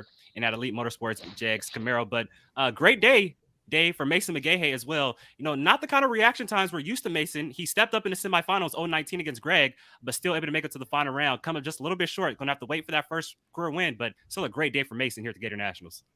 Yeah, I thought it was a great day for that team in general to get that far. I mean, we were talking about, you know, it's all KB versus Elite for this season. And in the semifinals, you had 3 out of 4 cars with 3 different engine builders. So, you know, it played out that way. Once Troy got the whole shot in the finals, I kind of figured it was all over for Mason. But a great showing. I mean, Reinhardt said it best. Sometimes you're the best car out there and you get sand kicked in your face, and sometimes you're just out there doing your thing and you just keep turning on the win light. And that's the kind of day that he had. And, you know, that's hopefully a good sign of things to come for the season and keep the momentum going, find a little bit more power, and they should definitely be a contender for sure. Yeah, and it was really surprising to see Aaron Stanfield go out first round to Matt Harford. As you know, Matt Harford can cut a light, and he cut an 0-11 light on Aaron Stanfield to Aaron Stanfield's 0-28 in the first round. Also, and so I'm probably going to piss off some more people with this. I got to do it. I got to do it. White Castle is disgusting. Just say that right now. Do they even have in California? They do not, but I've had it when I went to the U.S. Nationals, and I did not like it. They're just like mini In-N-Out burgers. Is that real meat at White Castle? I don't think that's real meat, is it? Of course it's real meat. Is it? I don't know. Yeah. Give me Whataburger. I love Whataburger, though. Give me Whataburger. That's what I say after I eat White Castle. Man, what a burger. I love it. I love it. Lee, Whataburger or White Castle? Which one, man? We got to talk food. Which one? Both. All right, White Castle or Crystal? I never had Crystal. Same thing, except for the fries. I'd rather have Crystal fries than White Castle fries.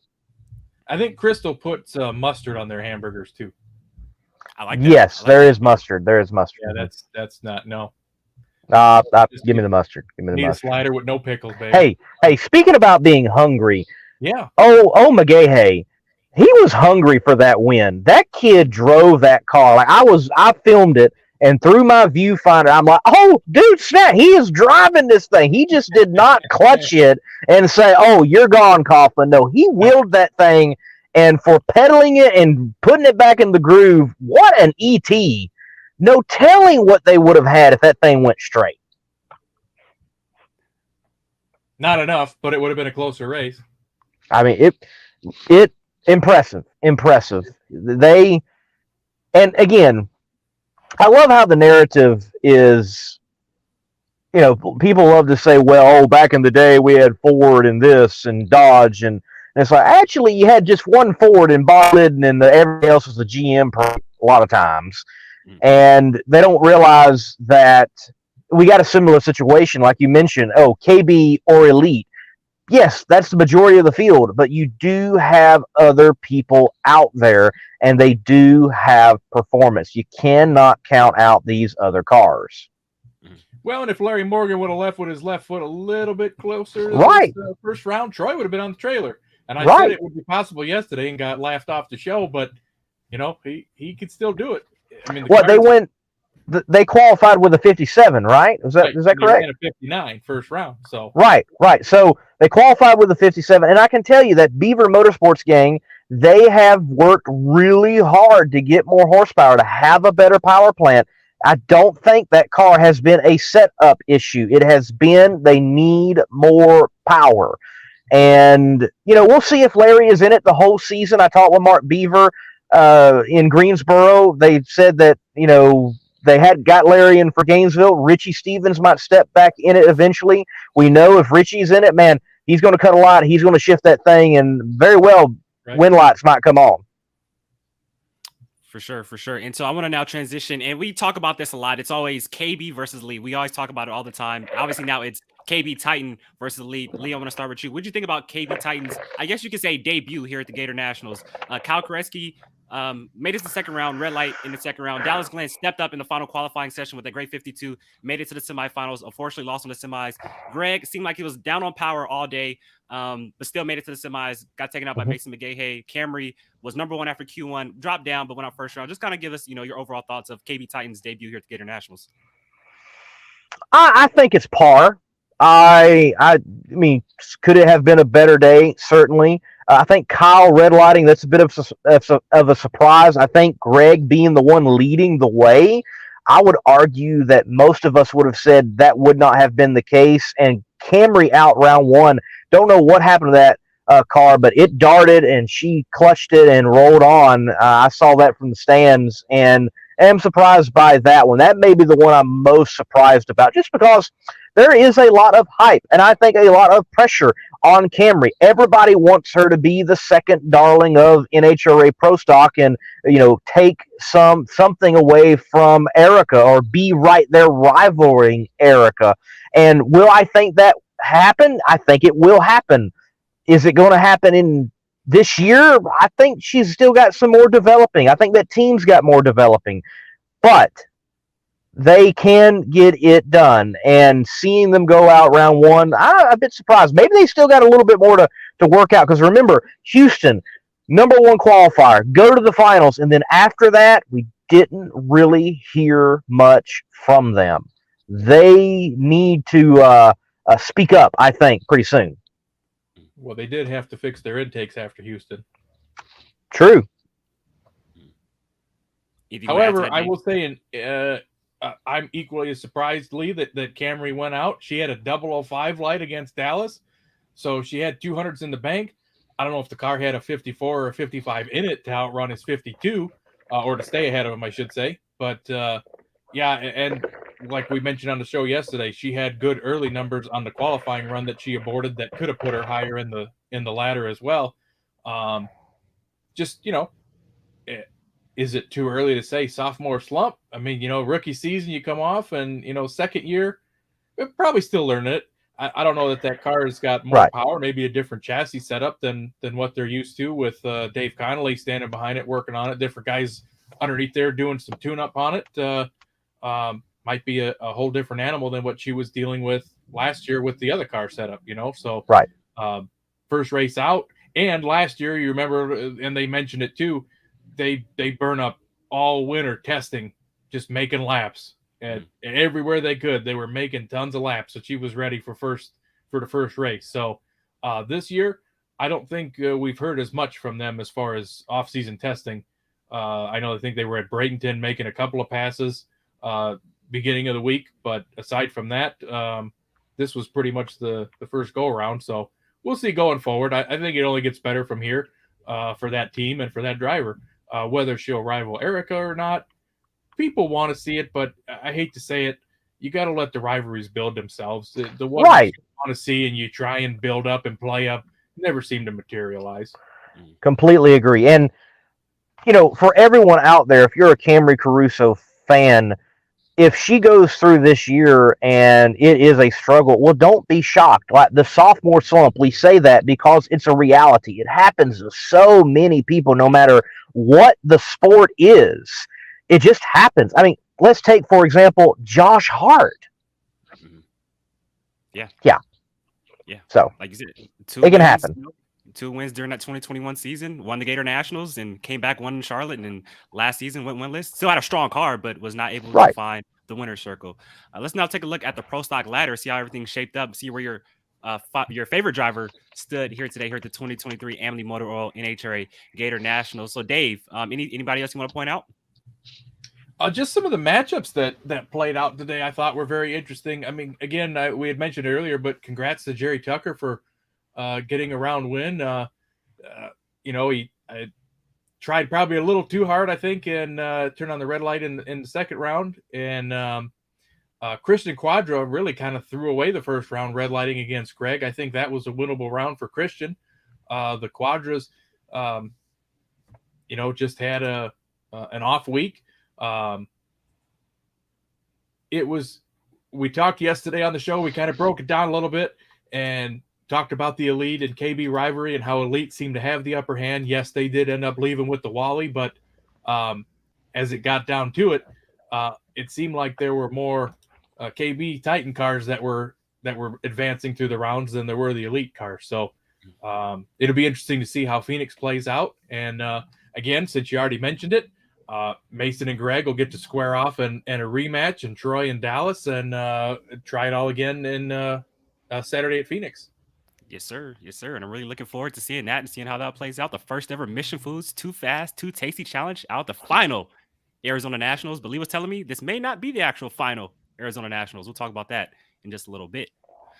Let's move on now. I forgot actually to do this at the beginning of the show when we kicked off the show at Pro Stop Motorcycle. Dave, high performer of the race. Give it to us, man. Who's our high performer of the race here at the 2023 Amalie Motor Oil NHRA Gatornationals? We glossed past it. I thought we saved them for the end, but I guess we do them after the class. But yes, it is Gage Herrera picking up win number 1 on his debut in the Vance and Hines Suzuki today. Just about had a perfect weekend. Came up 2 points short of sweeping the 130 points that you can get for an event, and just about 15,000 short of sweeping low ET of every session, turning on the win lights, and that's definitely a high performance award right there for Gage Herrera. Congratulations to Gage Herrera, our high performer of the race at the 2023 Amalie Motor Oil NHRA Gatornationals for his dominating performance. Back-to-back 668s in qualifying, waxed the field in eliminations, 3 670s in eliminations. Slowest run of the day was a 674 in the semifinals in the heat of the day. What an amazing performance. First time on a Vance & Hines bike, a new bike at that, and he goes on to win the race. Before we move on to Nitro Funny Cars, guys, everybody in the live chat, I want to say thank you. Thank you for tuning in to this special edition of Inside the NHRA. First time streaming live on Competition Plus, YouTube, and Facebook channel. If this is your first time, this is just a chill, just fun, just laid back atmosphere where we recap the race every Sunday night. So if you like what you're seeing so far, come back every Sunday night after the race. This is what we do. We chop it up. We go in depth and break down all the highlights from the recently completed NHRA National event. It's a fun deal. And we recap all the 4 Camping World Series classes, but we also give shout outs to the Lucas Oil Sportsman Series as well, and Factory Stock Showdown and Pro Mod. So Dave, why don't you tell us our winners today in Factory Stock and in the Lucas Oil Series here today here at the Gatornationals? Well, Julian DeTas and Matt Gill come off strong wins in the alcohol categories. You've got Jim Greenheck taking the competition eliminator title in that beautiful Chevrolet Camaro. Doug Crumlick in Top Sportsman. Jeff Strickland takes stock.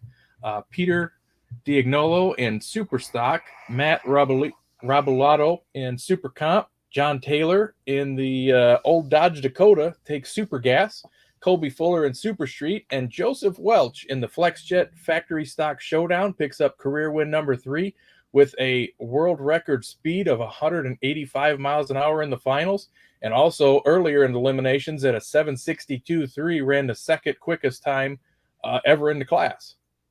Awesome. So Congratulations. Definitely good for the drag pack Mopars. If you're a fan of the Mopars, they came out swinging and took event number 1 of the year. And Mr. Welch, he also won a race by going well more than 1320 feet. That thing was almost wadded up, but he somehow kept it off the wall, kept it in his lane, and still won. Good job, sir, driving. And look, double ups aplenty from the baby Gators rolling into the Gator Nationals. Very cool in the top of the alcohol divisions. Well, you mentioned double ups. I was going to say, I was shocked when they put that top alcohol final out there, the alcohol dragster category. And, Julie, I guess I forgot that they did run a 5:17 first round, but I mean, everybody pretty much had Cody Crone penciled in. You know what? He's probably going to pick up this win. And she comes out with a 5:14 out of nowhere, low ET at a meet. And it's just like, hey, you know what? All right, let's put the fast setup in it. Let's go ahead and pick up. Let's do it when it counts. Look, the Samsels don't get enough love, I believe, in the NHRA world. Everybody wants to talk about other teams. Never count out the Samsels, but old man Randy knows how to step up when it comes time to step up, for sure. And they stepped up when they needed to. Hey, by the way, weekend for Crone too. Hey, by the way, and the Cody kid, wow, man. Yeah, look, he can drive. We're going to be saying Cody Crone well on from now and into the future, I believe, got ice water in his veins. I mean, I don't know. It was I believe it was the baby Gators. He took out Tony Stewart, or was it the Gator? I get it mixed. But he took out Tony. He beat Tony. Yeah, took out Tony and goes toe to toe with Julie, who is at this point a seasoned vet in the top alcohol dragster class, and has gone toe to toe. Wow. Well, and he repeated. He took out Tony yesterday too. Mm-hmm. Yeah, there you go. Mm-hmm. There you go. Tony kind of took out himself with a red light, but he knew he was psyched, down on power. Psyched out. Exactly. Got him.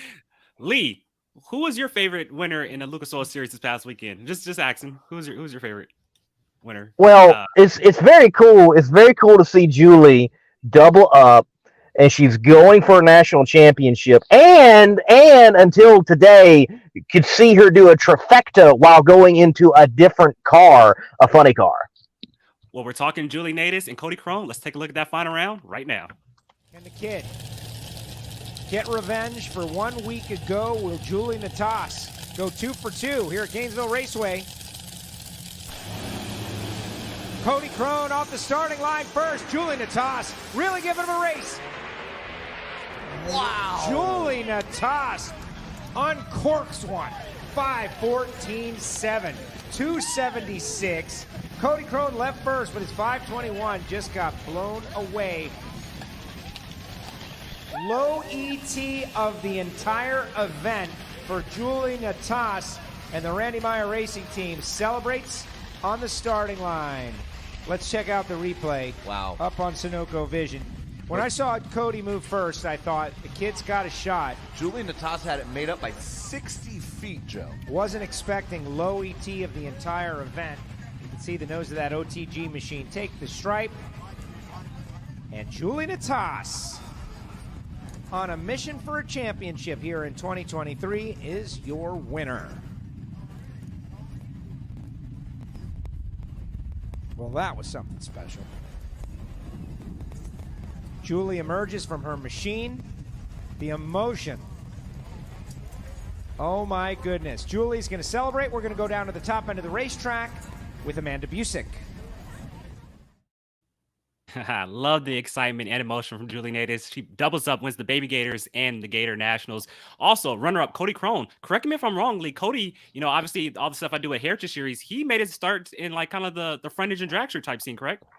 Yes, he is accustomed to that. He is a young wheelman. This is not like him getting his first big ride. No, he has done it elsewhere. He is accomplished elsewhere. Frank Hawley. So I talked to Cody in the pits, and then the next day, coming out of the tower, here is descending Mr. Hawley with Mr. Crone in arm. And it's like, hey, MMR, you need to talk to this kid. He's going somewhere.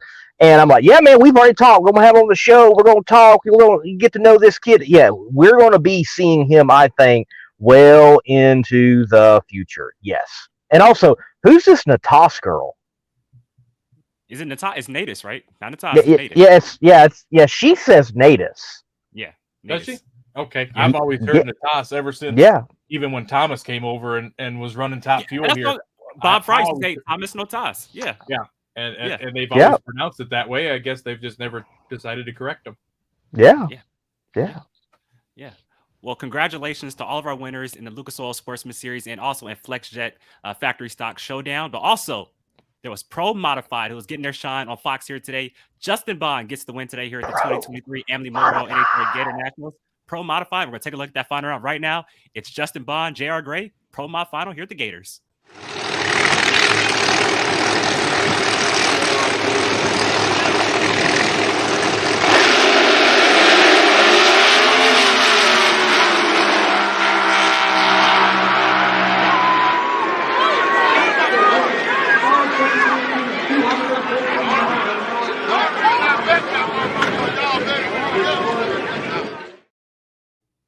That is a video courtesy of my man, the Monday Morning Racer. He was live from the Gator Nationals here today. Justin Bond gets the win. J.R. Gray, qualified number 1, comes up just a little bit short in the final round. Lee, just your overall thoughts of Pro Mod here today here at the Gators.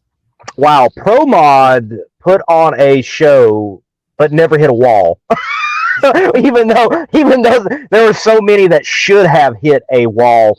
Round one with Winters, and I cannot remember the other gentleman's name. Right. Oh, right. Man, they both, especially Wright. I mean, wow. That thing was turned completely sideways, and somehow he kept it off the wall. Winters darted, should have crossed the center line.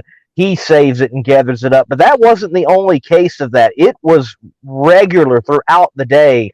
That track and that transition, like we talked about, it was really tough for the Pro Mod guys, putting down all that power with the doors on their vehicles and the suspensions that they have got to work with and they're dealing with. Yeah, it was tough for them, and it put on a very good show. I felt like J.R. Gray had it. Like, first time, like, ever, apparently, in anything he's ever driven, being number one qualifier, and he was knocking them down. But, yeah, Justin Bond, I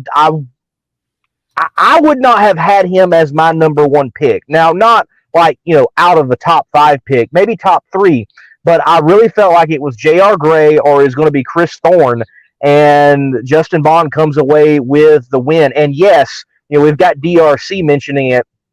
Thank you, Chris Thorne and Manny Bajinga, for giving us a great, epic Pro Mod burn down. Let me tell you, Chris does not mind waiting. He has done that to Stevie Fast Jackson. He has done it to Ricky Smith. He does not mind waiting. He will plan it, and I ain't moving. I ain't moving. I'm going to be a thorn in your side because that's my last name, Thorne. I'm Chris Thorne. Put it in. Put it in. Do you know who was the MVP, though, of that burn down? The starter. The starter. He just stood there. He just stood there. Yeah. Like, I'm in no rush. I got all night. I'll tell you what, he was the MVP of that. But also, what a great win for Justin Bond. And I hate that I didn't get his winner's interview because he was so choked up in the winner's circle. He said, I missed my mom's birthday the past 5 years, and she had called him that morning. And just to see him get choked up in the winner's circle was so cool. So congratulations to Justin Bond for Bahrain 1. I want to actually, Chris Thorne, the reigning Pro Mod champion, teaming up with Bahrain 1. What do you think about that? I surprised from what, now I don't know a lot about Chris Thorne, but I have interviewed him. I've talked to him over on the phone. Very reserved individual, and seems like very independent, wants to do it on his own and get it done that way. And maybe, just maybe, by getting that championship last year and proving something to himself and everybody else that, hey, we did it on our own. Hey, we'll take the help and we'll go smash it again.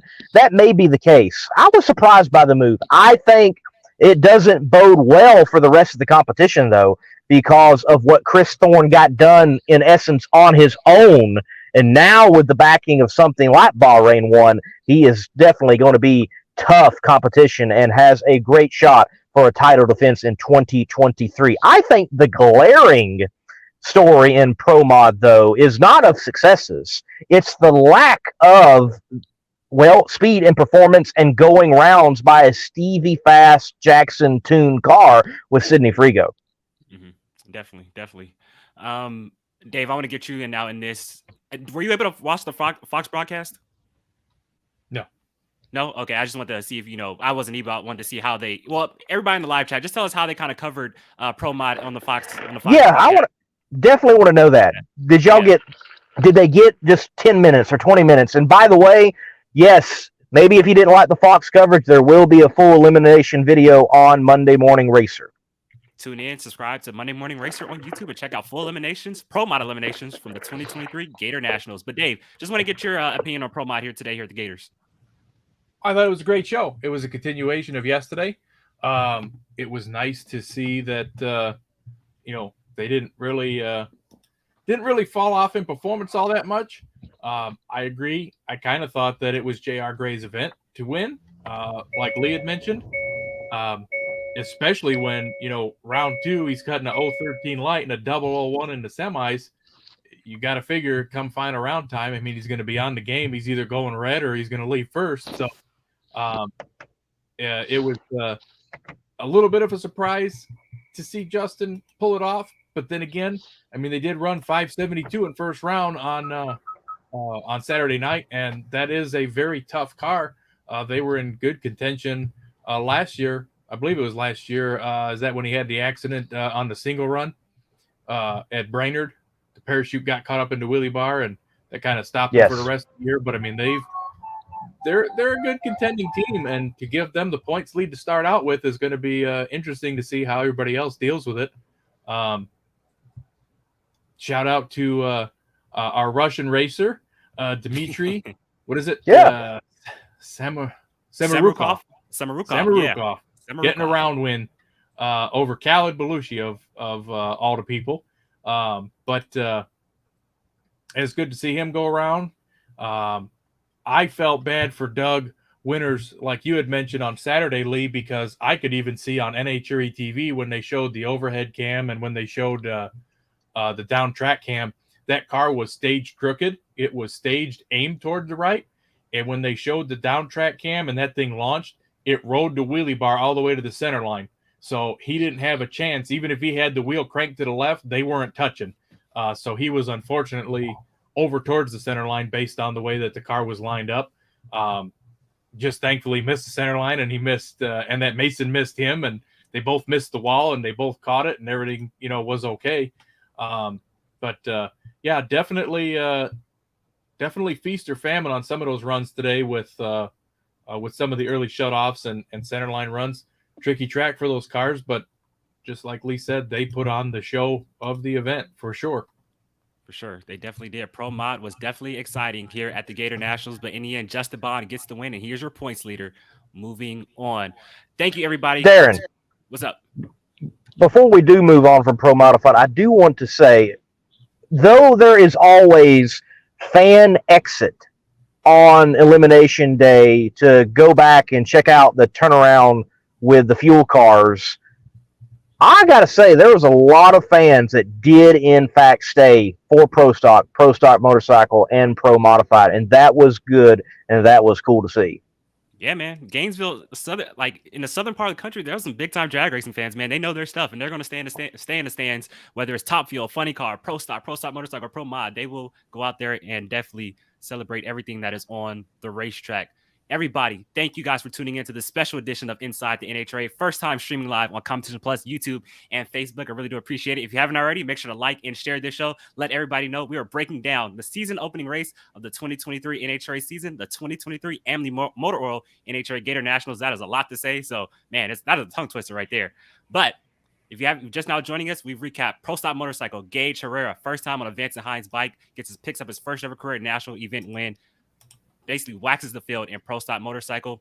In Top Fuel, Mike Salinas gets his 8th career win. He's your points leader. Moving on to Phoenix. He's running strong. And then in Pro Stock, Troy Coughlin Jr. gets career win number 3 for Jigs, starting off the year strong in that Elite Motorsports Chevy Camaro. So Pro Stock Motorcycles in the books. Top Fuel's in the books. Pro Stock's in the books. Let's now finish off the show with the floppers. Nitro Funny Car. Yeah.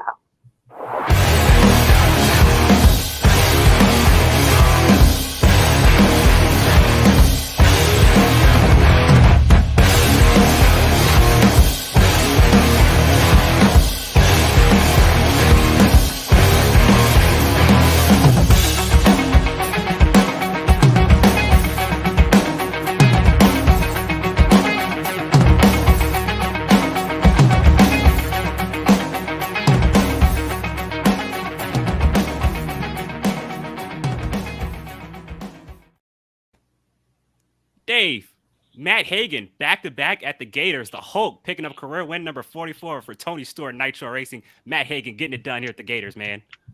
I'll tell you what, all of our picks yesterday were not very well today, were they? I for sure had Ron Cass penciled in. I did not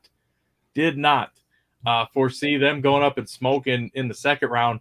And I also did not foresee, well, I guess I shouldn't say didn't foresee. I mean, Hagan's definitely got a consistent car, but man, they stepped it up, 387, 330, 582 to take over top speed in the first round. And they just kept rolling from there, a 388, a 389, and a 392 to finish them off. I mean, starting it up. Hulk Hagan starting up the championship run. Here we go. He's the first contender. He fired the first shot. Who's coming back at Phoenix? Because that's that's basically what the question's going to be, because it's going to go back and forth. Lee, Matt Hagan back-to-back at the Gator Nationals, 44th career win in that Sublime Lime direct connection Mopar Dodge. That's a great-looking race car, too. It is a great-looking race car. Let me tell you, in person, that thing will hurt your eyes. That green is bright. I mean, and I got shades on, and you can't look at it directly, okay? That thing is bright. It is sharp. Let me tell you the only disappointing thing about Matt Hagan, Gator Nationals, and his win, because there's really nothing disappointing except we don't get Matt Hagan in a green suit. I mean, he's the Hulk. Put him in the green suit with the sublime green car. Come on. Who in marketing missed that? Missed opportunity, right? Well, yeah. But you got to understand, for those of us watching on TV and not in attendance, it was the black car. It's only sublime green on the other side. So right. It is funny. Then we'll see the green car. We saw the black car with green stripes this weekend. Yeah, it is funny how it's one-sided. I wish they would have just gone with like a racing stripe down the middle or something and kept it truly green. That would be cool. But yeah, I think there's also a missed opportunity with Robert Height and him with the Flavor Pack car and being in a yellow fire suit. I wanted Big Bird jokes, okay? So I really wanted to go with that, but they didn't do it. They didn't put him in a yellow fire suit. So I'm disappointed. The helmet's yellow. I wanted the suit, the whole suit. I got you. But what a great day for Tony Stewart Racing Nitro here today here at the Gator Nationals. Leah Pruitt makes it to the semifinals, and Matt Hagan, like I said, goes back-to-back at the Gator Nationals. Dave already listed off the numbers, but let's go over it once again. Matt Hagan took down Timmy the Tiger in round number 1 with the great 387 with the 9 at 335 miles an hour. Then round number 2, the big matchup against Bob Tasca. That's always a great matchup. Matt Hagan, Bob Tasca. Matt Hagan gets the win, 388 with a 2 at 329. Then the semifinals taking on Alexis DeJoria, another living in the 80s, 389 with the 6 at 330 miles an hour. In the final round, he'll take on the Toyota of J.R. Todd. J.R. Todd's last win on tour was the 2021 Gator Nationals 2 years ago. In the first round, J.R. Todd took on Blake Alexander in the first pair of Nitro Funny cars to kick off the season, 389 with a 3 at 331. In the second round, J.R. Todd took on Robert Height. J.R. Todd, 391 with the 3 at 329. In the semifinals, taking on Chad Green, 390 with the 3 at 332 to Chad Green's 396 at 325. So it's Matt Hagan, J.R. Todd, 2 great drivers in the final round of Nitro Funny car. Let's take a look at that final right now.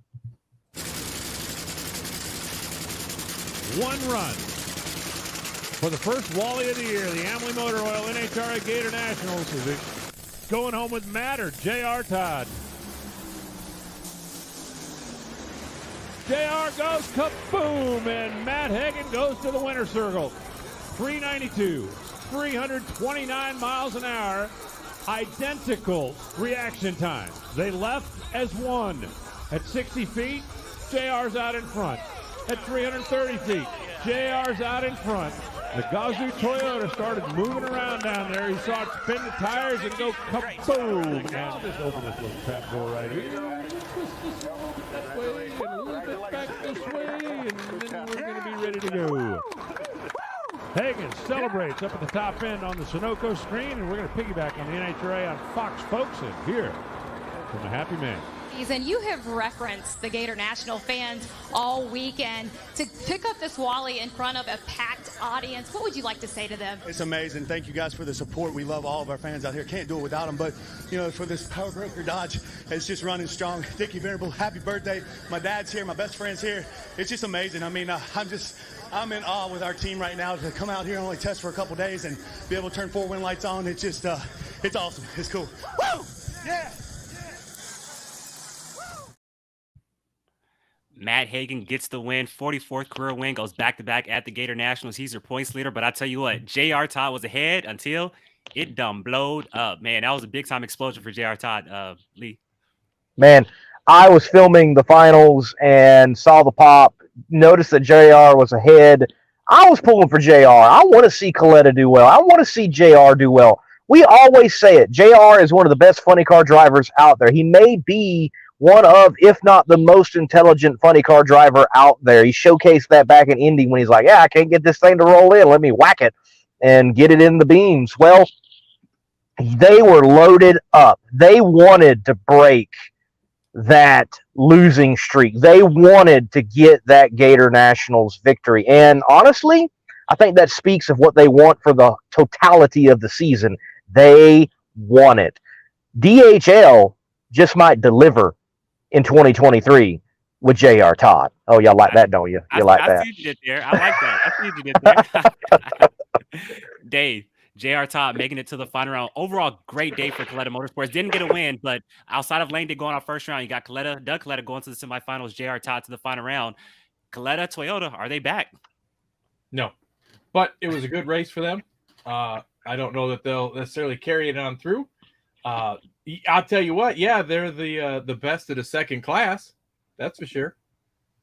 You see, I like what he said. Second class. What he meant, what he meant was second tier. Yes. That's what he meant. I'll tell you what, it'd be interesting to see. And so, you're in the Too Fast, Too Tasty challenge next week. Maybe JR pulls one off in qualifying, gets a win, and puts some countdown points in his bucket for when we get to later on in the season. Because they're going to be there, but I think that that could be their biggest potential. You just keep making the semis, keep going rounds. You may not win races, but if you can put them together on Saturday, you can really help yourself in the championship towards the end of the year. For sure. Very well could. You mentioning that, it reminds me of the year in which Martin Truex Jr. won the Cup championship. He just got out ahead because he got every stage he could. Right. And there was no way of catching him because he staged it out, if you will. Right. Well, so once they came to the reset and they reset it every time, he already had a one race mulligan on everybody. So, this is the one way of looking at it. You may not be able to put together wins, but if you could do it in qualifying day and bank them for when it counts, that almost might put a little bit more importance on those mission food challenges, more so than the national events, because that's really where you're banking it towards the end of the year. Well, 8 or 9 wins for Martin Truex in 2017 helps also. I mean, he did win a lot of races that year. Yes. He did win a lot of races. So he did, but it didn't matter because at the end of the day, once they got to the reset, he only got to keep 3 points from each one of those wins. That is true. In the actual stage part of it. And that's, I know that's where Lee's go, and you go back and forth with, well, Hagan should get a 5-point bonus. Exactly. That's what I think. For winning today, and maybe give somebody a 3-point bonus for the Mission Foods Challenge if they can double up. Mm-hmm. There you go. Let's now move on now to one of our semifinalists, Chad Green. What a great weekend for Chad Green. Chad qualified top half in 7, took down Paul Lee in the first round, and then took down the 16-time. Lee says, we got to say 17. We got to give him the 17 because he's technically a 17. Hey, technically he is. Technically, got to give it to him. So taking down the 16-time champion in NHRA, John Force, in the second round. And I'll tell you what, when Chad Green's fire in the pipes went out just before the top end, I thought John drove around it, but no, Chad Green was able to hold on and get the round win. Great day for Chad, Dave. Yeah, I thought it was a great day. And they got the setup. Daniel Wilkerson mentioned, thanks for all the parts and pieces and tune-up advice from Tim to get them going. It'll be interesting to see how their team plays out versus what Tim's doing with all the new equipment that they've got for the Skag funny car. They said, now they got a budget and they can run some of the best parts and pieces, but it just goes to show sometimes what you were running wasn't always too bad after all. Yeah, and then just like Top Fuel, Funny Car was killer. First round, Ron Capps, 385, 334, take out Terry Haddock. Robert Height, low ET, 384 with the 3 at 334 to take down John Smith. That was low ET of the event. Matt Hagan, 387.9 to take down Tim Wilkerson. Alexis DeJoria with a great 339.00 to take down Cruz Petragon. First round of Funny Car was amazing. Bob Tasca, 386 with the 5, 332 to take down Alex Laughlin. And shout out to Alex Laughlin making a start in Funny Car. Only the second ever driver to make a start in Top Fuel, Funny Car, and Pro Stock. For everybody, because I know Lee and Dave already knows, but in the live chat, he let me know who was the other driver, the only other driver in NHRA history to make a start in Top Fuel, Funny Car, and Pro Stock. Put it down in the live chat. Let's see if you guys know. Hey, legendary name, champion. And not 1987 Funny Car champion. Right. 1989 Funny Car champion. Yeah. Right. Let us know in the live chat. By the way, Chad, no, it wasn't the tune-up. It wasn't the parts. I went by and talked to Chad Green this morning. I patted him on the back and said, "Man, go rounds today." And he went rounds. See, it was me. Just saying. No, let me say the Greens. I'll chat with Hunter and I'll chat with Chad. Briefly from time to time. They're pretty cool guys out from West Texas. So if you get a chance, if you're at the track, you've never really got time to talk. Never got an opportunity to talk with them, make some time for it. Maybe spend a little less time over there at the Forces and go talk to one of the Green boys. They're pretty cool people in their own right. Okay, so Mr. PFF Flyer. Oh, sorry, Dave. Real quick, Mr. PFF Flyer. The question is, who was the only other driver in NHRA history to make a start in Top Fuel, Funny Car, and Pro Stock? Alex Laughlin is one. Who's the other guy? Let us know in the live chat. And don't look at Drag Racing Central's comment. So yeah. Anyway, you got it, Dave. The one other run in first round that you kind of glossed over, and I'm not really sure why, was the terrible Up in Smoke gift from old 17-time himself. Woo, man, he qualifying and goes out there on the perfect track and lights it up, man. Woo!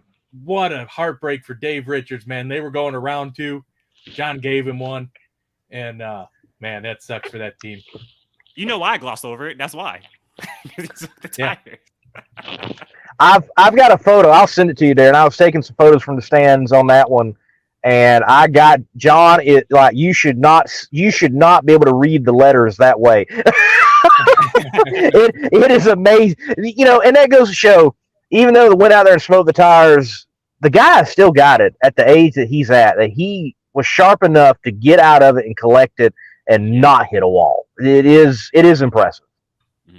Hilljack Nitro Shack says big names out in second round, and that was kind of like the point I was going to get to next. So a lot of the heavy hitters, big time numbers in the first round, but in the second round, I guess you could say the quote unquote underdogs kind of got through in round number 2. Matt Hagan took down Bob Tasca, but Alexis DeJoria took out the reigning champ Ron Capps. J.R. Todd took down Robert Height, and Chad Green took down John Forrest in round number 2. Well, but just like we talked about in Erica's situation, Height and Proc kind of took themselves out with throttle missteps and whatever they got going on over there. I mean, that was a shock to see mechanical breakage take both Austin and Robert out. I mean, he still staged the car just to hope that maybe JR goes red or goes out there and crosses the center line, does something stupid, which is very unlikely. But parts breakage takes them out round 2. That's not the first time that's happened to Robert Height, though. Was it last year or the year before that he had a similar issue in eliminations? And again, it was given away because of a throttle stop or throttle issue. I don't remember specifically on that. The only other time I remember having throttle issues is when they closed the body at the Winter Nationals and blipped themselves and got run over. All right, so it must be 2021 that it happened to him in that rough year. They had it happen once before, and then the Austin deal. So on the burnout was like what that situation, but coming back, I don't know what they caught on NHRA.TV or what they caught on the national broadcast, but that thing puked something, and actually a crew member got something on him. He jerked his jersey off and was actually out there bare chested and everything because it was on fire. Yeah. Showed in the background, but they didn't really show. Like they showed that team, and you could see the guy standing there without a shirt, and they cut away to the other camera real quick. What Reinhardt said had happened was that the throttle stop broke and it over revved, and when he was backing up, it hurt the number 1 cylinder. The thing it broke a rod or something, and it was puking oil and fuel out of the number 1 hole, and that's probably what shot out and got him was probably red hot oil or got some fuel on him, one of the two. Yeah, okay. Now that makes sense. I mean, I've seen that happen. It actually happened with Jeff Arend in the Nitro Bandit 2 years ago. Did the burnout, actually broke a rod, was backing up. Everything sounded fine, but for whatever reason, when they lifted the body and it cycled again, and it threw out and fuel and oil on fire, puke. Right. Again, a great reminder that what's going on down there, playing with nitromethane, it's dangerous. Sure is. Sure. You never know how it's going to come out. Nope. And and since we not to keep going back to this Mission Foods Challenge, but the fact that all those big names with Height and Caps and Force and Tasca, who we think are going to be championship contenders going out round 2, takes away their opportunity to put points in their countdown bucket when we get to the next race too. So now if Hagan is able to go back to back, he's really helping himself out. Right. For sure. But does it really matter? Because it all gets reset. But we do got the bonus situation. Well, that's as true. far as the bonus aspect of it, if Hagan can put some countdown points in his pocket, that's points that Caps and Height and Tasca and Force don't have the opportunity, at least at this race, to get. So going rounds and making it to this, I think that just being able to have that opportunity almost makes making it to the Final Four that much more important, not only for your ability to do it, but for your ability to keep somebody else from not doing it. You all remember that show, Whose Line Is It Anyway? Y'all remember that? Y'all seen that? Yep. All right, yeah. It's the Drew Carey show on ABC. You see, I feel like motorsports with all of these gimmick championships have become that. It's where the rules are made up and the points don't matter. There you go. I've heard of the show. I've just never seen it myself.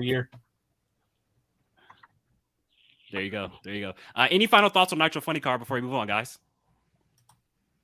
Yeah, how about the resurgence of Alexis, man, going rounds? That was great to see, especially after that getting real close to the wall.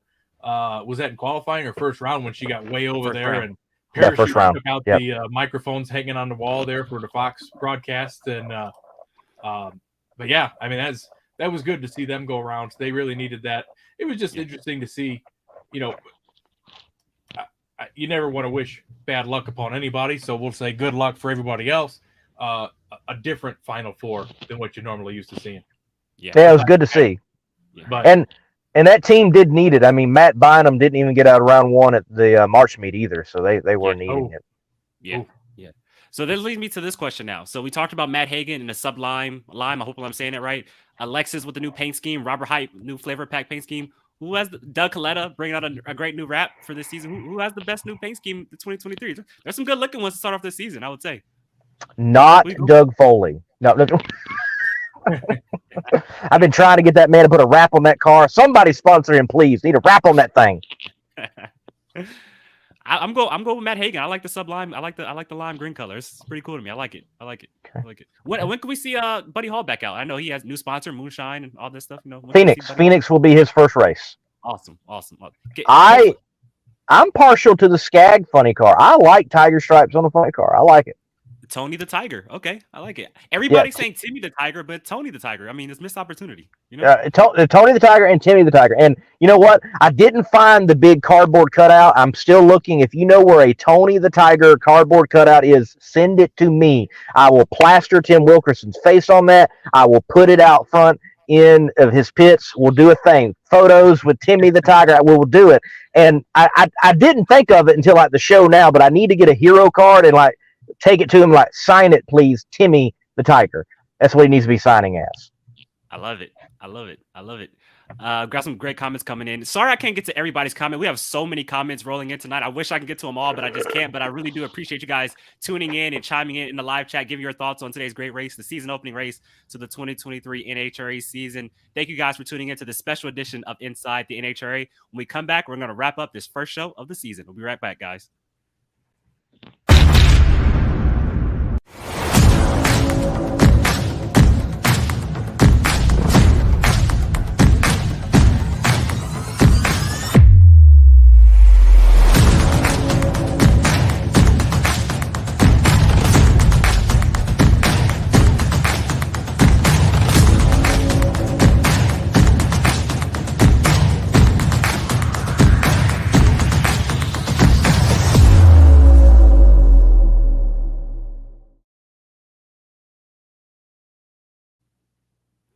We are back. Darren Williams Jr. along with Dave W. and Lee Kraft, the Monday Morning Racer. So, guys, well, first off, Dave and Lee, just want to say thank you guys for helping me out and coming on to this first show of the season.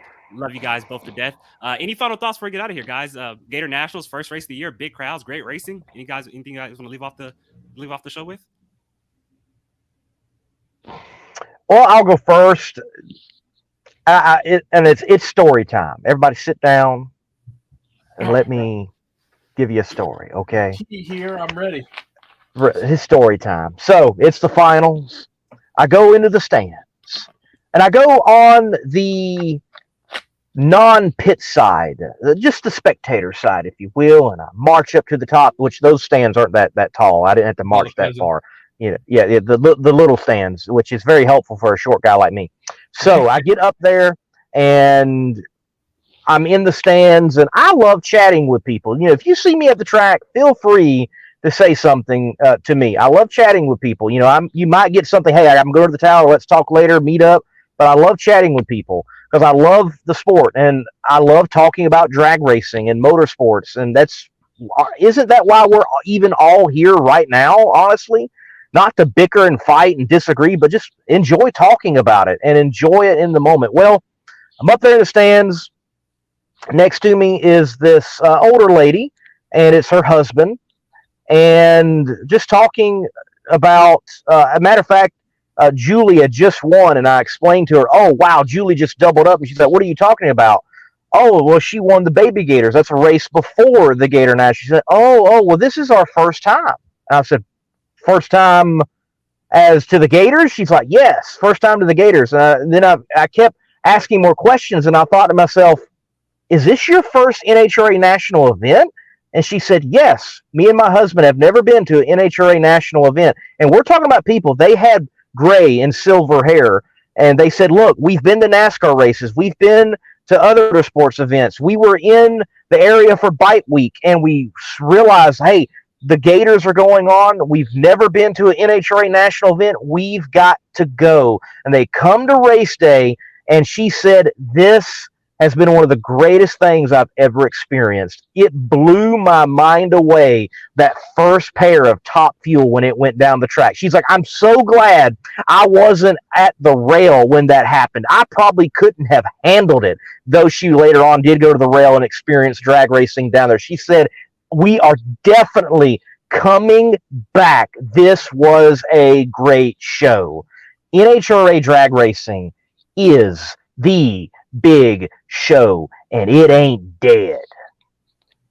That's an awesome story, Lee. Yeah, drag racing is dead, right? Like we see on the internet, drag racing is dead. Obviously, it's not.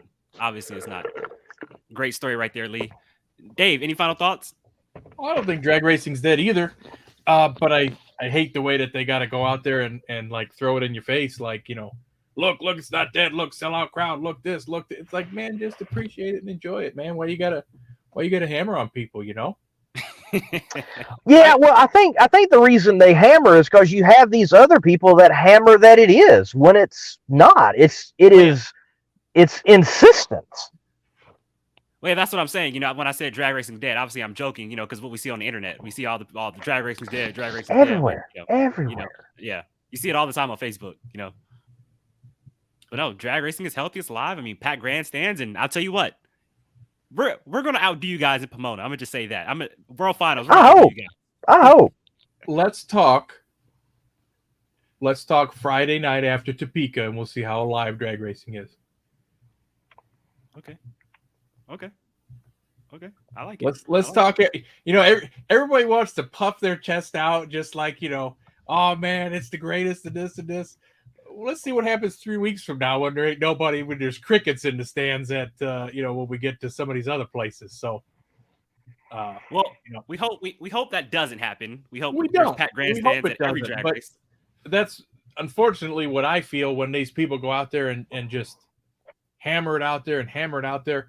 People who love the sport and are passionate about the sport and enjoy being in the sport, as we are, and as our fans that watch the show are and comment, and fans of CompetitionPlus.com and readers of CompetitionPlus.com, we all know that's not true. Sure, we have things that we like or dislike about the sport, but we all know it's not dead. Oh, you know, Dave, come on now. I can take you into the comment section of Competition Plus YouTube. That's a dark world sometimes, man. And there are people that don't know, though they are watching. They stopped watching it like 1993, and they are stuck. But here's my problem. All right, so how do we get rid of these people? because they either can't appreciate it for what it is and they're Yep. just here to hate. It's no different Yeah. than the NASCAR people who NASCAR died when Dale died. Then why Right, are you still right. here? Why are you still watching? Right. 23 Bingo. years I know. later after I the know. fact, why do you have an opinion? I know. Why do you Why- gotta come rain on my parade? Let the people that know enjoy it. You know, I Yes. guess I don't understand the hate and the need to put it out there. I don't understand it either. It doesn't make any sense to me. I'm believe me, I'm just as happy as anybody else that it's a sellout crowd. I, for one, as a spectator, don't appreciate the sellout crowds because I enjoy the ability to drive in and out as my convenience and yeah, right, not have to wait in line at the bathroom or the concession stand. So I'm okay when we used to go to Joliet and get maybe 15,000 people in a 40,000 seat track. Well, that's okay for me because elbow room. My experience. Elbow room. I know that's not good for the bottom line. So right, and it is interesting. Today was a good crowd, but it was not Saturday level, and it is interesting how you get this sellout crowd on Saturday, and then it's not a sellout on Sunday. I've always wondered why there isn't quite that transfer, especially today, because it used to be like me and my dad, we would go to Friday qualifying because you did see like 20 cars attempt top fuel, at Atlanta, and it was a true nighttime session at one time. But now I'm like, you're not really seeing that many more cars because it's 16, 17, maybe 18 cars when it comes to the fuel. I don't know. I wonder why there hasn't been that transfer for Sunday being the biggest day for NHRA drag racing. And and there might be an outlier where there is a track that their biggest day is Sunday. I don't know which one that is. It's very well could be out there. It takes some digging and some people being honest and open about what comes into the track on particular days. But for whatever reason, Saturday seems to be the big day on a NHRA Camping World drag racing weekend. I think it's probably depending on where the fans' locations are. The traveling fan, Saturday is the place to go because you got Friday night and Saturday morning to get there and then Sunday to get home. The local fan, you can go any of the days. That's my appreciation of Joliet. I mean, I was 45 minutes away, so it didn't matter. Yep. I would get out of work and I would pray during the day that we would have some alcohol classes that would oil the track because back in the day, they did not stick to schedule. So I could get out of work at 5 o'clock and get on the highway and get out there and still catch the end of first round qualifying and still see the night session. So I hope for as many delays as I could because but I would say this too, from my years of going, when you're talking about Saturday being the big day, for example, on Friday, as I would get there and the after work crowd would get there to see the Friday night show, there would be a mass exodus of people after the first session because they had been there since 9, 10 o'clock that morning. They've walked the pits. They saw one run. Now they're done. They're ready to go home. And I'm like, why are you guys all leaving? This is the best part of the show. We're going to run them under the lights. Yeah. But they had already had enough. So you never know why somebody wants to go. Maybe they just want to be there to get maybe they met their driver that they wanted to meet, got their autograph, and they were happy. That's all they came to see. They fulfilled their needs. There are people who go and tailgaters row right along the track there in the parking lot at Joliet. They don't even buy a ticket and go in.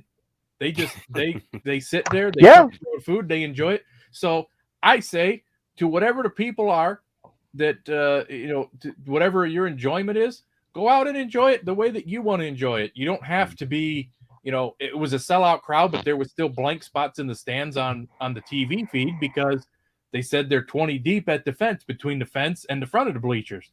Just because you bought a ticket or a seat doesn't mean you got to use it. But if you get there and do what you want to do, well, by all means, go ahead and do it. You should always enjoy the experience. But I think that's the problem is the facilities are so big and so vast, and there's so many places to go and so many things to see. Everybody just wants to look at the stands and go, well, that bleachers were empty. This one on this side was empty. Yeah. Well, that doesn't mean that the seat wasn't bought. They just didn't use it. Bingo. Right. Like, today the crowd was lighter. You could get around easier than Saturday. Saturday, you couldn't hardly get around at all. Granted, that seat might have very well been bought and purchased. but no one put their rear end in that seat at a particular time. And then drag racing, if you want to make it look bad, you can just pick when junior dragsters are out there, and no offense, and oh, snap, and it looks like a terrible crowd. Mm-hmm. Yeah. I mean, same thing with like a basketball game at halftime. They come back from halftime. People are still getting hot dogs and stuff like that. And you think, oh, well, there's nobody at the game, but doing stuff like that. And but not so much in basketball or other sports because there's no place else for you to go. You're in the stadium. You're kind of stuck. Yeah. I want to get some guys commenting here though, because great conversation. Gardner's Pharmacy says travel time. People got to get back home. The Mystic says 1 day is enough for some people. That is true. Yes, there are times. That is correct. Paul Boone says Sunday is lower because Monday sucks. And he says, no offense, MMR. And then there was one more good one. He says, Gardner's Pharmacy says, always do 1 day, Saturday. When my funds change, my race attendance will increase. So obviously, there's funds, people can only afford to go 1 day and stuff like that. So there's all different type of reasons why, 1 day is probably, more packed or lighter than the other. Great conversation though, guys. And then Don Moore, he comments all the time. I want to say shout out to Don Moore. He says, sorry. Sorry. I work at 66. Car's good crowd. Me. It fell off slightly after we first opened, but we always had decent crowds. It's awesome. Yeah, Don is from the Chicago area and always goes out to Route 66, the place of the quickest quarter-mile top field run in history, 4:42.0, Doug Coletta. There you go, right there. And my only career NHRA round win came at Route 66. Hey, there you go. Very cool. Very cool. There you go. Dragster Jeff Kreider. He was at the March meet. He says West Coaster to the top. What's up, Dragster Jeff? He was at the March meet, right, Lee? Yeah, he's at Yeah. He only had like 20 cars. Yeah. Shout out to Dragster Jeff Kreider out at the March meet. Hey, how did your daughter wind up doing, Jeff? Couldn't continue to follow the story and all that. Definitely want to know more about it. So chime in. Let us know how she did. Yeah, before we get off the air, I want to say thank you one more time to everybody in the live chat, watching, live here on Competition Plus YouTube and Facebook. First ever time streaming live on this platform. I just want to say thank you to the bottom of my heart. I started this show 2 years ago. I love this show and I love the guests that I bring on. Thank you, Lee Craft, the Monday Morning Racer, Dave, as always, for joining me here tonight. And congratulations to all of our winners here at the 2023 Amalie Motor Oil NHRA Gatornationals, the season opening race of the 2023 NHRA season. Congratulations to Gage Herrera, again, his first career win in pro stock motorcycle and his first career start on a Vance and Hines bike. Congratulations to Troy Coughlin Jr., career win number 3 in that JEGS Elite Motorsports Chevy Camaro. Congratulations to Mike Salinas, career win number 8, getting a win in Top Fuel Eliminator. And finally, congratulations to Matt Hagan, the Hulk, 44th career win. It goes back-to-back at the Gatornationals. If you like what you saw here this Sunday, make sure to join us again for Phoenix in 2 weeks.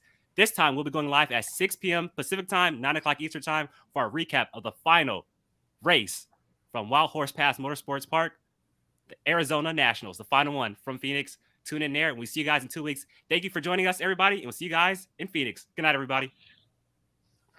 Good night.